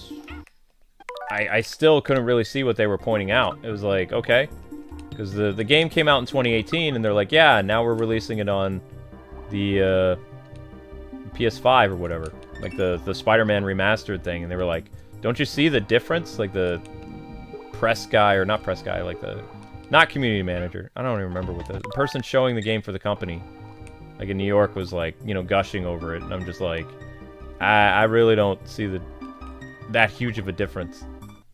You know, it looks prettier. You got a little bit more, you know, you can kind of see Spider-Man's reflection on the window now, but I don't, you know, people can get the same experience on the PS4. It just looks a little bit nicer. I don't really see how upgrading to a PS5 for most people would be something that would, you know, they would be just really wanting to do right now. That's when they were frantically trying to sell the PS5s, by the way. So that was like one of my last press events that I went to. I haven't done a press event. It's been almost 3 years now. I still have my press credentials and all that other stuff, but I haven't actually been in person. I've done the new thing that they do, which is it's kind of like Skype, but not Skype. It's kind of like Discord video. I don't know what it's called. But a lot of, after the pandemic, and even during, a lot of press things, like early access, instead of actually flying you to California or New York City or wherever, they will show you the game demo of the game that is coming out, and it's the demo that you actually yourself would get to play. But now they show it to you, and then they send you the B-roll footage for you to upload on your channel or whatever. They've completely changed it, and also, I mean, it's more cost-effective for them because now they don't have to go through their budget and fly out a YouTuber or whatever as much. They're starting to do that again. Like, Warner Brothers is still flying people out to get hands-on with their games, and Nintendo still do it. But a lot of other companies that are smaller tend to do the Discord stuff or Google Hangouts or whatever it's called. It's changed.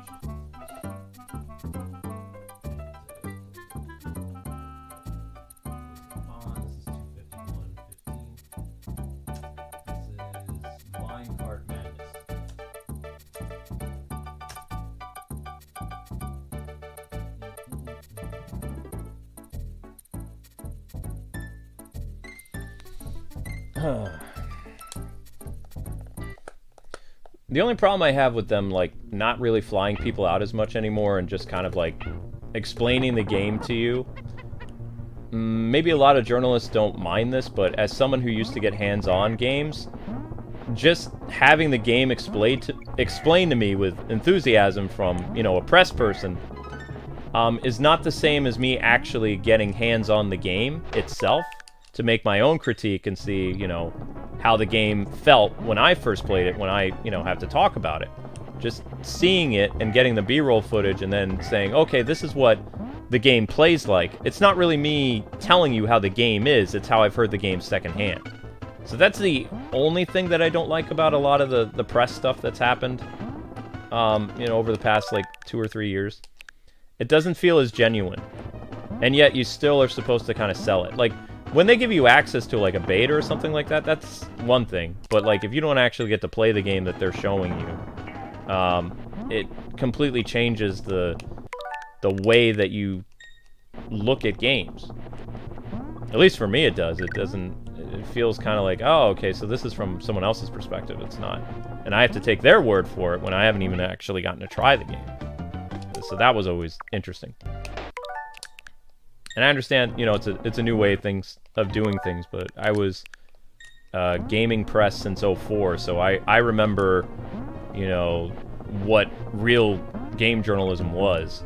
I was a fledgling when that was going on, but I worked alongside some really well-known game journalists back then. So, people at IGN and I don't think Kotaku was ever really important. They weren't sensationalists, but they were somewhat influential. But I didn't really know a lot of people there. The only person I knew at Kotaku ended up transferring to was either OneUp.com or they went to GameStop. No, GameSpot. GameSpot. Before GameSpot was bought by before they bought GameFAQs. Because GameFAQs and GameSpot used to be two separate companies. A lot of people forget that, but they were. There's been a lot more mergers of game companies and even game journalist companies than people realize. A lot of companies have been swallowed up by bigger media. And they've been doing that for the past probably 12 years. Because I lost my job because of one of the IGN bought out one of the companies I was working for. It was right, I think it was in 2006 is when it happened. It was either 2006 or 2007. One of the companies I was writing for ended up becoming a subsidiary of IGN. Then IGN fired everyone but the executive branch of that publication. And like maybe one ace reporter ended up becoming an IGN reporter for a while. And then they went to either they went to work for Xbox in the game industry, or they went to mobile games. I don't remember. I can't remember the person's name because it was so long ago. But even now, there was a company I worked for. One of the companies who gave me my start in, I would say, the more professional field of game journalism was Got Game. And Got Game, after 20-something years, they closed their doors down, and their company was bought out by not even a company that's going to do video games anymore, because this company doesn't see video games as lucrative. I think they're a beauty and vlog company. I don't remember. One of my old colleagues who actually was still there at Got Game could barely talk about it. He was like, it's gone. He says, like, the CEO is retiring, and Got Game, they're going to keep the name of the company, but it has nothing to do with video games or pop culture anymore. It's going to be like a beauty slogan or something. And it's like, wow. You know, so that kind of stuff is still happening. I'm still waiting for the day Kotaku goes down, because I'm amazed they're able to stay in business with all the crap they do. Like, they survive off of getting people to rage click them and make YouTube videos about them. That's the only reason they're hanging on. Like, they don't get enough traffic to really warrant still existing. Their traffic is so low. They're blacklisted in half the game industry. Not just Nintendo. They've gotten a lot of indie people mad at them. They've gotten really big Japanese companies mad at them, and they're supposed to be... When they started, when Kotaku started, they were a company that had its foundations in Japan. Like, they used to talk about Japanese video games and how that related to, like, Western culture and stuff like that. They weren't, like, basically the BuzzFeed of the game industry. They were actually somewhat respectable. Like, they were more like, less about game reviews and more about the game experience, I guess you could say.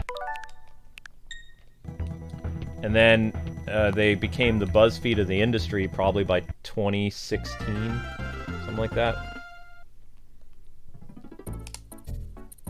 Is it boss time? Oh, it's boss time, okay. Oh, this thing!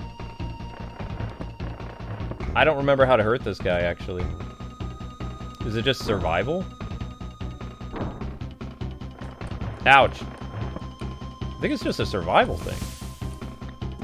I have to kill all the enemies he drops in, because I can't hit him.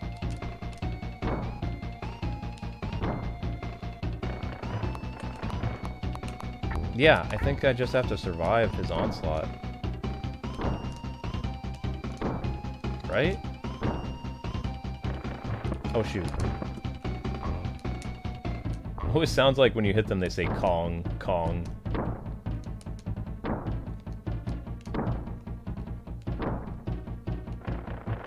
Oh, not the little... No. No, no, no. I refuse. No, dang it.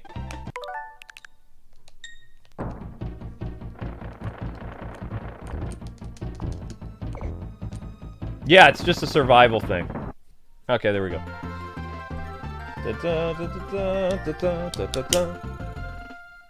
Win.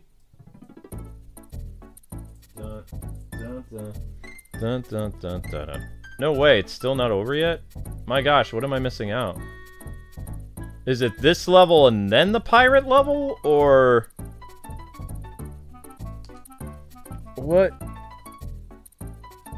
I thought we were on the pirate ship by now. I thought it goes... Okay.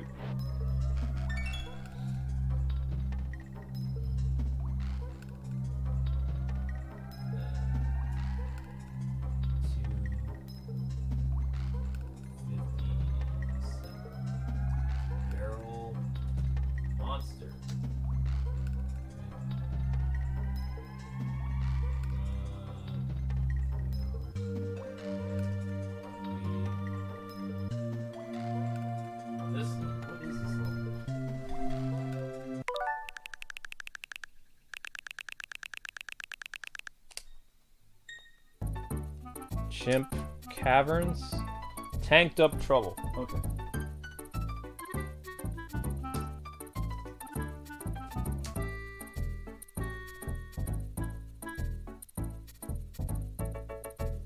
This world? And then it's the final area?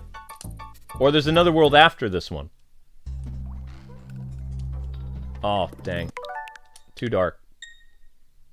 Not dark that the monkey died. I mean, it's hard to see. In fact, No, I should be okay. I could actually increase the brightness of the capture card. Fuel. Oh, this level! I don't like this level. We should be fine. It was scarier when I was a kid. Oh crap. Okay. So they have the barrel.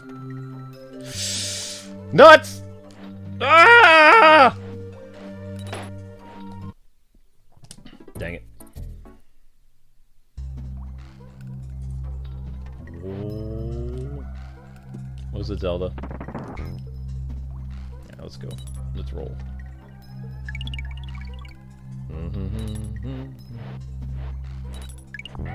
Okay, just have to stay ahead of the game. Get the fuel so we don't run out of fuel. Always good. Okay. Okay. Might have waited a little bit too soon for that one. No, that's way too early. Shoot. Shoot, shoot, shoot, shoot. Okay. No! Lost Diddy, that's bad. Why? Why are you so slow? Oh gosh. There we go. Okay. Come on, get to the checkpoint. Get to the checkpoint. Get to the checkpoint. Oh no. Yeah, I knew I was going way too soon with that one. Alright, alright. No, no, no, no, no, no, no, no, no. I don't like this level. I don't want it. Oh, crap!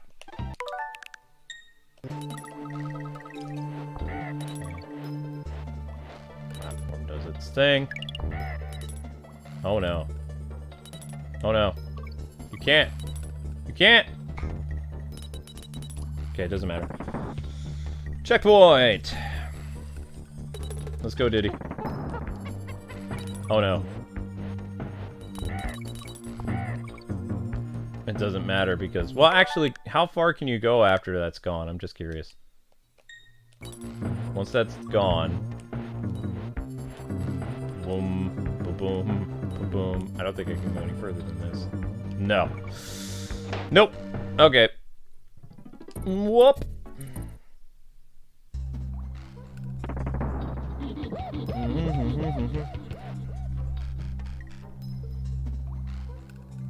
How are the cats getting along?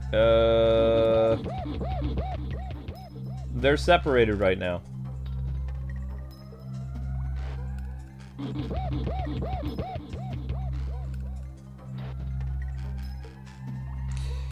Yeah. There was a YouTuber who was up and coming, and he called Amber a really bad word.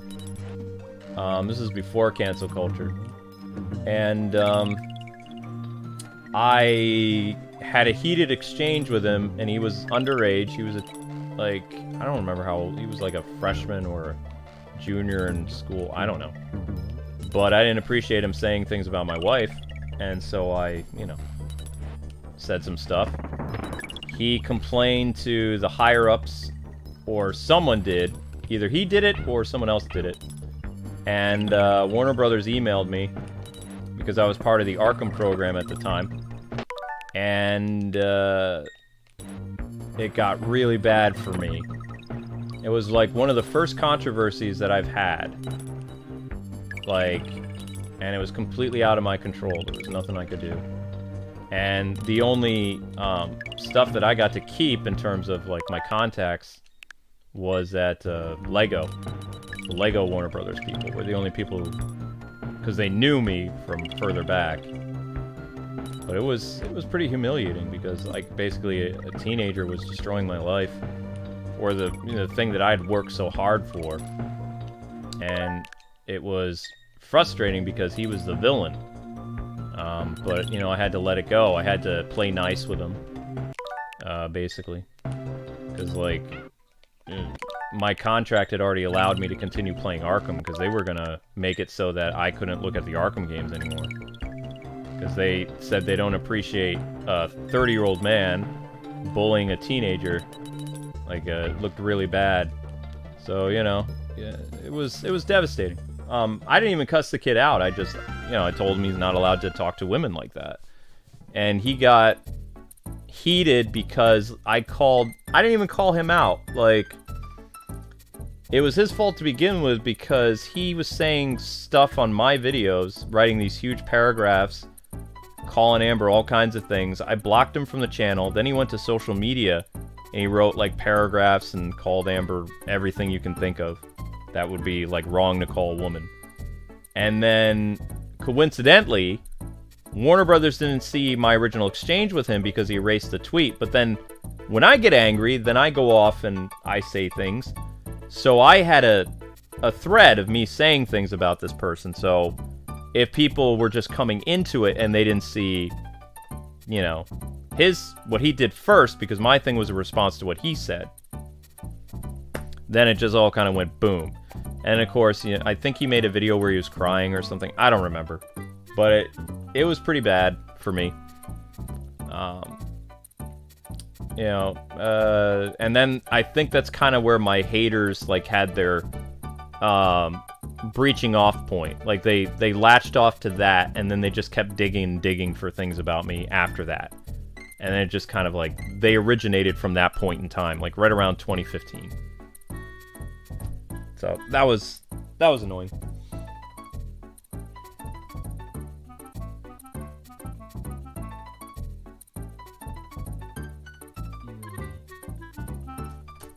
We're at the 3 hours and 7-minute mark. Manic Mincers. Oh, we've had lots of it. All snowballed from there. You had the Arkham incident. 2015. No, that wasn't the first controversy. The first controversy was in 2014. And that wasn't even about us. Like, that was... the first controversy that the Kwings were involved with was over a network dispute that wasn't our fault. We were used as a scapegoat because we were the biggest creator that was in that network. And people were trying to accuse our manager of stealing money, saying that no one made what the Kwings were making. And so they made a big stink about it, and it almost got to Keemstar. It was so bad. But I believe when we emailed Keemstar, we showed him that basically the person that wasn't his Patreon, or not Patreon, excuse me. That wasn't his PayPal or his digital currency that was in his bank account. Like, we asked because, we didn't trust certain people. We were with Maker Studios before we were with Travis's network. So we had asked Travis for a way to pay us that wouldn't be through PayPal. So he was actually taking the PayPal money that we were making, and then he was putting it in his bank account. And so the haters got a hold of Travis's information when they were trying to, I guess it was a form of canceling, and they were accusing him of embezzling like network funds, but that was our paycheck. It was just Travis was putting it into his personal PayPal, and then actually sending it as a wire to our bank account, because Amber and I didn't want to do digital currency because Maker Studios, through their PayPal thing, was actually siphoning money from us, from our paycheck, and they were doing it for years. So when we found out about that, we weren't comfortable with another network paying us through digital currency. We wanted an actual check. We wanted transparency, and looking back, we both were pretty hard on Travis's small network. Like, we really were. We were the biggest channel there, and Amber and I we'd been hurt by companies. So we were very, very business. I was too stern of a New Yorker. How's that? I went pretty hard on certain things. Like, we literally had a contract written up and everything, like, just for payment and stuff like that. It took a long time for me to be able to trust people on the internet after the Maker Studios thing, when I found out that they were literally lifting money from our channel to pay other content creators incentive to come to their network. along with bonuses and all this other stuff. So Amber and I literally, we had no idea that we were actually making enough to own a house, and a company was stealing from us because we were still new to the whole YouTube thing. And that's back when we were getting like millions of views per video. Like, we had no idea. Like, our network wasn't upfront with us. They didn't, you know, they took advantage of us because we were a young married couple. We had been married for about 3 years at that point. We didn't know anything about that stuff. So I had to, part of the reason why I became YouTube certified and learned how to do everything that I do, to like an adamant, like kind of like rough New Yorker degree, is we were burned and had money stolen from us by people in California. That's why I don't like a lot of Californians. It stems back to Maker Studios. Like, they literally took advantage of us, and, you know, it was very hard to sue companies like that back then. But they were a very evil company. Like, very, very bad. And they, you know, so that was our first big controversy with that. So then the Arkham thing, it just felt like kind of like, because we had our first big blow up on the internet that kind of like got the attention of like Keemstar and all these other people, then it's like we had all these bad things happen to us after. We had the Arkham incident, which I talked about briefly. Then we had our miscarriage. And then we had the hacking incident of 2020, where we lost our channel for like a day. Travis got it back. But, I mean, the damage was done. Like, prior to the channel getting hacked, when we would live stream, we'd have about 1,000 people watching us.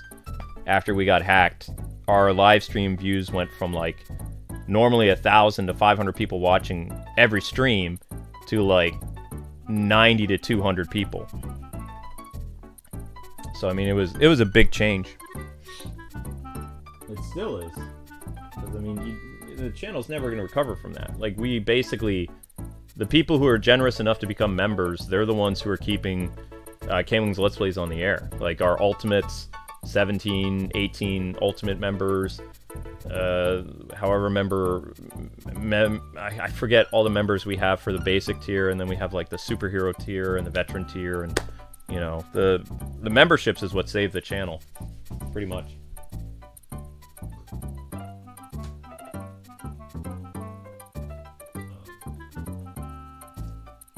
Misty Mine.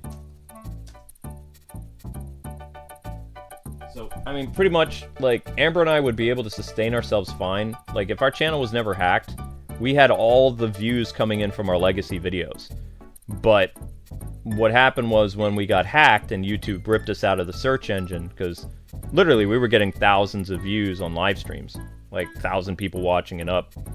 When the hacker took a hold of our channel, back then, the 8,000 videos we had made and the ones that had viral views, like in the tens of millions of views, when the hacker took over our channel, it was being broadcast over like 8,000 of our videos all over YouTube. And YouTube panicked because they had no contingency plan to deal with that kind of stuff. We were like one of the first big channels to be hacked by a Bitcoin scammer. And so YouTube panicked, and they erased our channel, and they removed us from the search engine. So all our viral videos that were continually getting views overnight were dead. Just like that. So that's why our channel will never recover, is because a lot of these content creators that are still around getting tons of views and all these like thousands and thousands of subscribers all the time, is they still have their work from when they started. Our work is there too, it's just hidden. You can't find it as easily. It's not top of the search for like every game that we've done that was a popular trending game. We're like the bottom of the search for that game. Even if it has 10 million views or more, it's just gone. And that sucks. So we've had to rely on basically fan support like we're an opera company or something. So that was a huge adjustment to us, and that always scares me. It really does. So with the other thing that we've been dealing with is we've had cyber hackers attacking us, and we've actually had to get authorities involved and a cybersecurity company and all this other stuff just so we can do our job. And that was insane. And that's been an on and off thing since 2022, where people just don't want us on the air anymore, so they literally pay people to destroy our channel so we can't live stream. which is frustrating.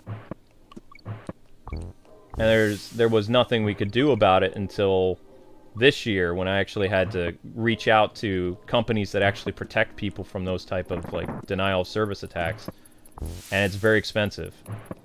So while they're somebody or a group of people paying out to destroy us, we're actually paying money to get ourselves protected, which is not something that we can do forever. So either these people need to get arrested, or we need stronger security measures. But I'm not a tech person, so I don't really know ways of really safeguarding ourselves from all this stuff. There's a couple people who is helping us, both paid and unpaid, but it's super complicated, and it's not something that I can ever really explain to people, all the stuff that goes involved. But just know it does cost money to have people monitor your what do they call it? Your router signal or whatever it's. I don't even know what they do. And it's a lot of work too, because I have to submit the data. I'm having my router seized. Unfortunately, it's a small ISP company, so the person who was supposed to come to pick up our router and give us a new one got COVID somehow. And they had to reschedule when they're going to pick all that stuff up.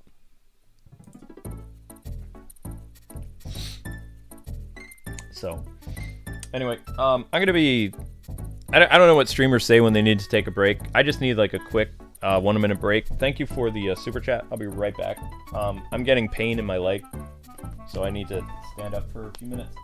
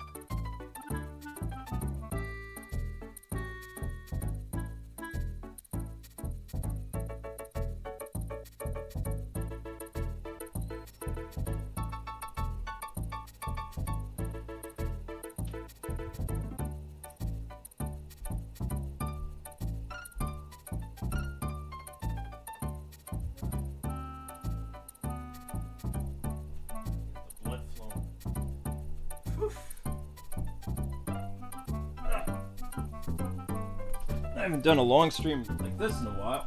Okay.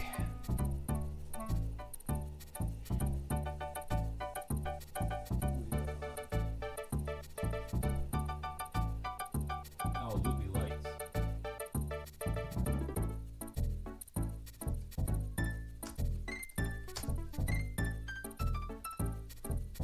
Oh, excuse me. Loopy Lights, Loopy Lights. Oh no. Oh no, this one's really messed up. He jumps when I jump. He jumps when I jump. Oh gosh. Whoa.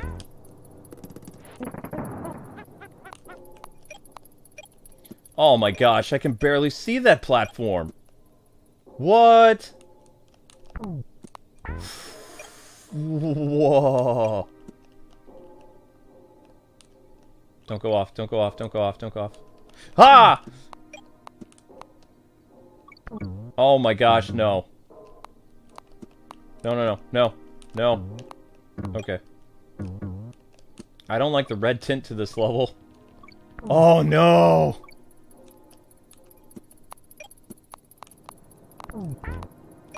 Oh my gosh, you gotta be kidding me.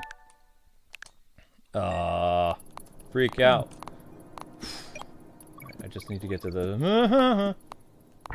Nope, I don't care about letters. I don't care! I don't care, I don't care, I don't care. What? What? What? That's... Can't see. What? Where's the switch? Where's the switch?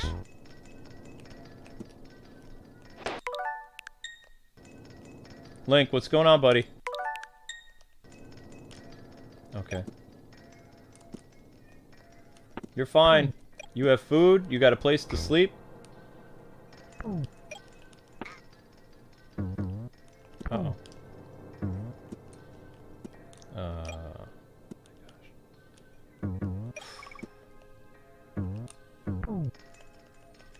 I mean, if I'm being completely transparent with you guys, like, if our channel was never hacked, I don't think we ever really would have been pushing for memberships the way YouTube likes us to. I don't think we'd really be doing what every other YouTuber would do. We would have been happy living off our ad revenue.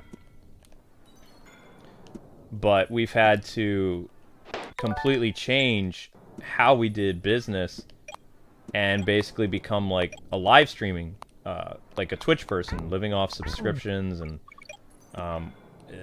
very, very scary thing. Like, I mean, we have the coolest fans in the world, but I mean, deep down, it's kind of scary knowing that, you know, if you lose like too many of your members, you're in big financial jeopardy. Whereas before, you know, you only had to worry about how views worked, and, you know, your older videos would continue to grow and expand, and new people would come in, and all that's gone. Like yesterday, I was surprised because I kind of know what happens to channels when they get shadow banned, because, you know, I was YouTube certified for a very, very long time. When the short randomly kicked up again, after usually the reason why channels struggle when they get shadow banned or their content is deplatformed or whatever is because after you release that video, you know, that's it. Like, it has a little bit of growth, like for about an hour or two, and then the video is completely dead. So when we got that amazing super chat at like around, I don't know, I think it was close to midnight yesterday, it basically jump-started the channel for like a brief hour, and literally every video that was, you know, released that day was able to get views. The short also, for whatever reason, came back to life, and it got like 5,000 or 6,000 views in that hour, and then immediately after that hour, it just completely dropped to zero again, which is normal. Like, you know, that's why we make so much content, is because after a certain time period, the video just completely dies. Like after this live stream, this video will probably get like 1,000 views, maybe like 1,500, and then it's just gonna be dead. No growth, no anything, no search engine, and just gone. Like it never happened. I mean, I've been having a blast, but I mean, this is just what we deal with. We're doing that Avatar game, having a lot of fun with it, but, you know, after probably Saturday or Sunday, you watched that those videos, even though the game is brand new and we like leaked it, like, or not leaked it, we did early access or whatever, by Sunday or Monday the game will be dead on this channel. Like, if we don't finish the game by probably Sunday night, if we tried to continue it, it won't, it'd be another one of those things where we have to ask people to get 1,000 views, you know, in post for it to continue. And the reason why we had to do that is when when we had so many people attacking us over the summer, that led to the, you know, the cybercrime stuff. We lost about like 400 active people, and people were talking bad about us and saying how they can't watch our streams, and they love us. But I wouldn't call these people fair weather fans. Like, some of these people I knew really well, but they got so frustrated with watching our streams that they couldn't see our streams because they were constantly being, like, you know, bombarded with stuff, with packet loss and all this other stuff, that they just stopped watching the channel, and then they went somewhere else that wasn't as good as us, but they went somewhere else to get their entertainment because their entertainment wasn't being interrupted. So some people are only good enough to be fans for as long as you're able to entertain them, and then they're gone. So we lost about like 400 active people during the month of August with the landlord saga and, you know, the DDoSing and all kinds of stuff. And the way that the channel is, it's going to take, in order to get those 400 or even 500 new subs back, or new people, it'll take almost 6 months. That's what sucks about it. So basically, right now, it's almost like we're starting over the whole live streaming thing all over again, like in 2020. It's almost like a fresh start, which is terrifying because we also had a huge dip in revenue. But the only reason we didn't feel that revenue dip is because we had like 25 ultimates. We only have 16 ultimates right now, I think. Maybe we have a little less. There was an ultimate who had a horrible accident. And of course, you know, they can't continue. They were upset about it. They were more worried about us financially than they were their own car accident. That's how much some of these ultimates really care about us. One dude got wrecked pretty bad. And, you know, I told them, I said, you know, your recovery and you getting over this is the most important thing that can happen for us. And, you know, if you're able to come back someday, you know, we'll happily have you, but, you know, you got to focus on you. But, yeah, it's been a crazy past couple months. I think we're almost done with this level. And it's very hard to relate to other content creators because they complain about views disappearing, but they don't have the same situation as us, because nobody does. Very few people go through what Amber and I go through on a daily basis, because their older videos still work. It's still, I remember, I'm not going to say who he was. I had a content creator who was struggling, who gave me a call, and he was talking to me. And he was like, man, he says, I don't know what YouTube's doing to us. And I was like, well, what do you mean? He says, I'm just not, you know, my regular videos aren't getting views anymore. And I was like, okay. I said, I'm just for fun. I just went to Social Blade and I checked on his channel. It says he was getting about 500,000 views a day. And I was just like, so what's the problem? He says, my new uploads, it's so frustrating, man. I can barely crack like 10,000 views. I used to get 100,000. It's like, okay. I was like, that's great. And he says, that's great. I said, yeah. I said, I struggle to get 1,000 views per stream. And also, you're getting, like, how many, you know, you're still pulling in all your classic legacy views. He's like, what's that? It's like, what do you mean, what's that? All your work that you've done the past, like, 10, 15 years. You're still continually earning income on those, correct? I said, as long as you don't get hacked, your channel will be fine. Like, you could literally go away for a month, and you'll still pull a pretty decent paycheck if you release no content for like the next 2 months. Amber and I, if we disappear for a week, our channel's nuked. That's it. So, I mean, the reason why both of us work at different times when one person needs to go visit a sick relative or something is one of us always has to be working on this channel. Always. Or it's toast. Wait a second. We've already done this guy. This is another repeat. Whoa! So, I mean, like I said, I can't relate to other creators because their struggle, to me, is a nothing burger. It's sad that they're not getting, like, millions of views or 100,000 views, but at the end of the day, their vast library that they've produced will continue to bail them out. Like, they don't even really need memberships and some of the other stuff that they're doing, because they're already getting an amazing income from their videos with no problems. So, like, when they make these sob story, like, posts on social media, or they, you know, show that their views are down, it's like, always go to Social Blade and see if their views really are down, because if it says they managed to pull whatever numbers they did, like 500,000 in a day, or 60 or 90 or 100,000.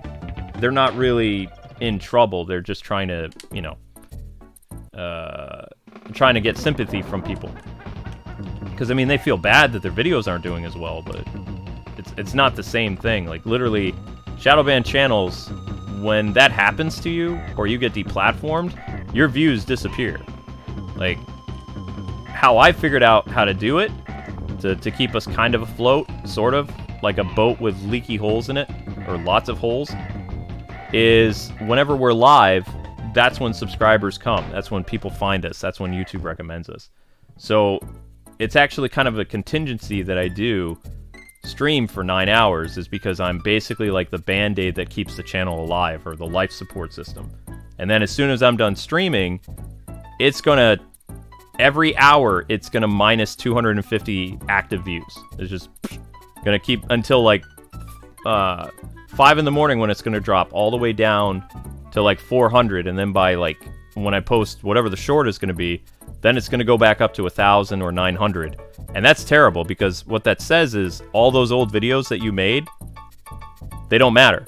Like, they're not being watched. They're not being found. And the fact that we have 13,000 videos and we're only averaging about 1,000 views an hour, that's terrible. Like, that's impossible.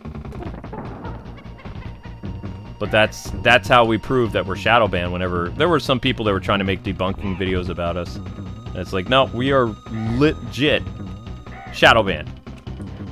Because if we weren't, then we would be averaging at least probably like 2,000 to 3,000 views an hour. And we're not.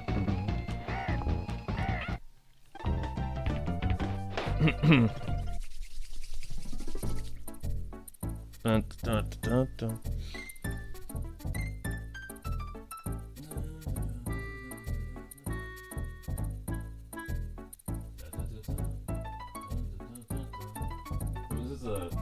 Oh, this is Necky's Revenge.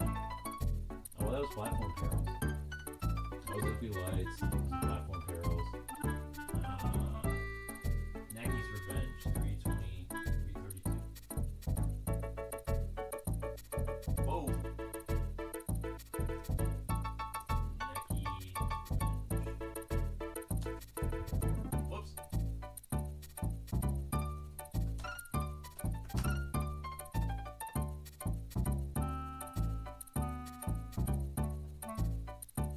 Interactive skills? I have no idea what that is. You're asking me a question that's beyond my pay grade. Having issues with the new Avatar game and unlocking some of the feature interaction skills. I don't know what that means.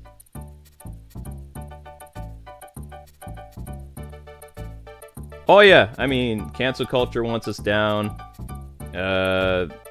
Social media wants us gone. Our haters want us in the ditch. I know. It's tough, but you know, Amber and I, we keep going. It's tough though. I mean, you can definitely see the wear and tear on us sometimes. But we're still here. And we get a lot of weird messages. My favorite messages are, "Oh my gosh, we thought you guys died years ago." It's like, no, that was the miscarriage, and it wasn't one of us that died, someone else. But yes, we did report problem, but we're still here. It's just because to them, to people who come back, they're like, "Oh my gosh, it's like so hard to find your content." I remember there was this one guy who came on my Ubisoft sponsored stream. I think it was like a week or two ago, and the guy was like, I'm having a hard time finding that you did this game. And he says, I typed it in the search engine, you're not popping up at all. It's like, yeah, because we're shadow banned. You're not gonna find. You would literally have to write Kwingsletsplays and the game that you're looking for. If you just literally put in like a let's play of a game that we did have top billing for on the search engine for a decade, which we were the top, we were the best. We're not in the search engine for that anymore. Like you have to trick the search engine to find whatever game we played by typing the name of the game and Kwingsletsplays after it. If you type Kwingsletsplays before in the game you're searching for, you're gonna get recommended by YouTube like every content creator in the world, but us. Because those people are doing better. So YouTube is going to continue to work with the people that are, you know, their channels are thriving and not, like, on life support, basically. That's right, Link. It's boss time! Oh no! I already screwed up.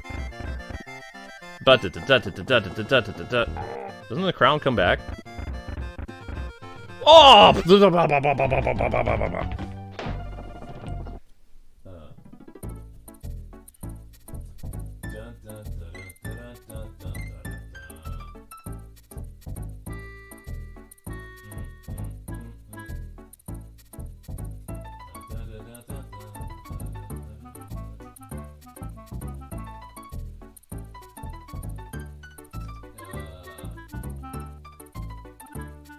Final boss.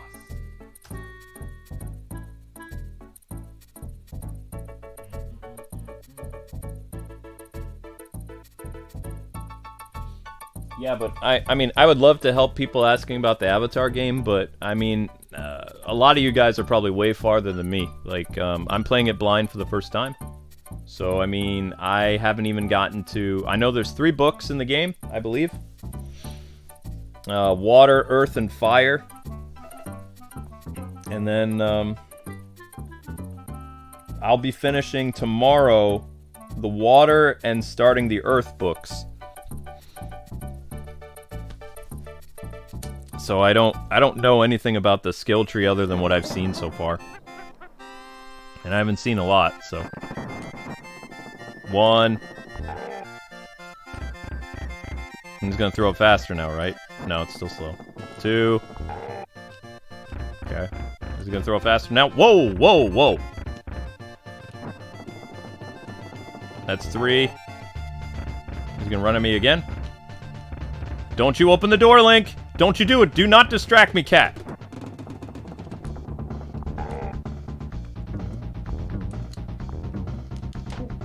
It's okay if Donkey Kong dies. Crap, I don't remember what to do after this section. Didn't he throw his crown again? Whoa!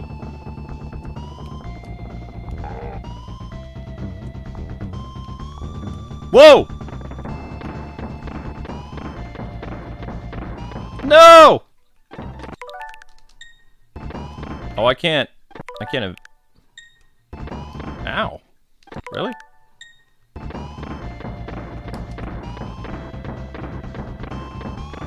You gonna throw the crown? What?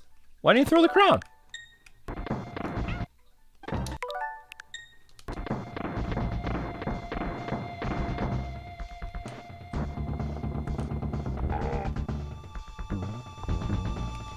I don't want to do a 4-hour stream, so I'm probably gonna use save state stuff now for the rest of this thing. Sorry about that. I could do it legit, but it'll take a long time.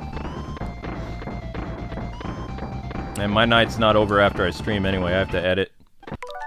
Need to find some type of short to make, too. No idea what that's gonna be. Ow. Okay, so really hard to dodge that. There we go. Oh, what?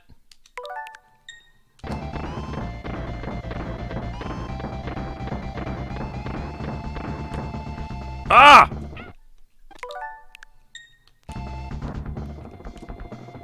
Oh, that was it? Okay, cool. Bye-bye. Really? That can't be it. That's it? It says credits. I don't think that's right. Yeah, it says the end question mark. So I didn't do something right. Oh well. No, wait, it's not done. It's not done. He's not dead.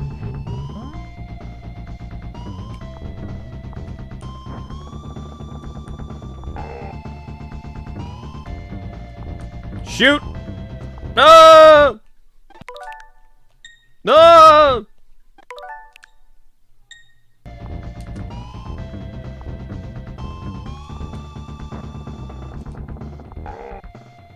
Oh!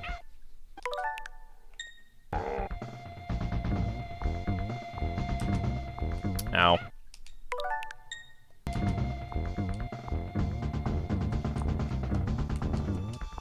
Shoot. Come on, man. Throw your freaking crown. Now you're dead. There we go. Yay! Now it's over.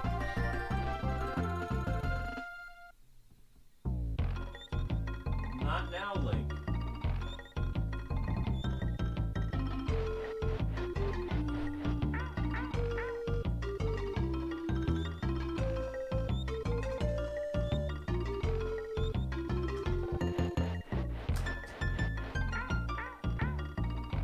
Yeah, I had to cheat a little bit, but at least we got to a ending, so. Another Let's Play is complete, that's right. Having a ball? Haha.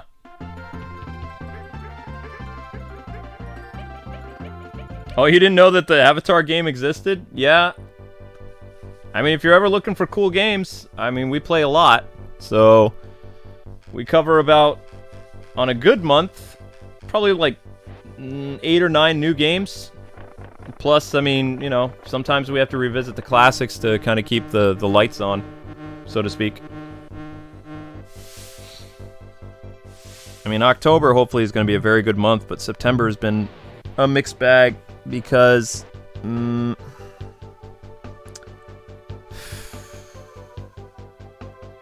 some games we were expecting for new releases to do better than they did, and sometimes with new releases it's always a gamble. Like, you never know. As like a channel that's a secret to everyone, just because a game is trending, it doesn't necessarily mean it's going to help your channel. It might help other people's channels, but it's what we've always done. We always look at new releases. It's been our thing since like 2012. So it's kind of hard to just, like, you know, stop doing that, because new releases brings people to the channel, usually. But also, you have to incorporate new releases with a game contest in order to really, you know, get people to rewatch videos and retweet and whatever else, like, to try to win a game contest. But unfortunately, we can't always do that. Like, we are doing one for Spider-Man, and we're doing one for Mario and Sonic. It is so terrifying when he almost opens doors. It is. Link almost opened the door. He's very close. He's almost there. And then he and Zelda are going to get in this huge fight. Rambi! Oh, Espresso was the name of the ostrich. Okay. On guard, that's right. Winky? Oh, well, I didn't even see Squawks in this. Oh well, we didn't show Squawks. That's fine. Cranky, is it my turn yet? No. Funky Kong. Candy Kong.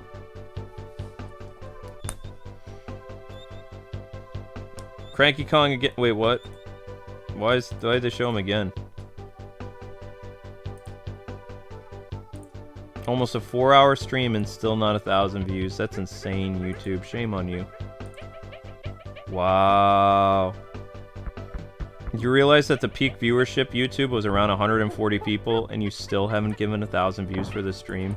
That's insane, yo.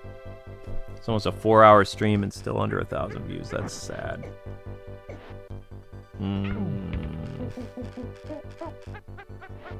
Wow. Very thankful to Bobbert for sponsoring this, and also for the super chat from Alex, I believe. There we go, end credits. And with that, ladies and gentlemen, another Let's Play is complete.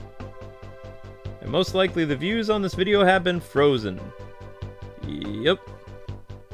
There's no way, with the amount of people that were watching this video, that's more people than were watching the Avatar game today. That's crazy. Oh well.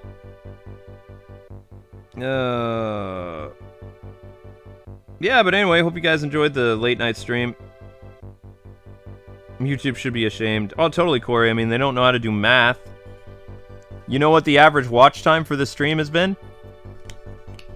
A good watch time for a live stream is 8 minutes. Do you know what the watch time average for this stream is?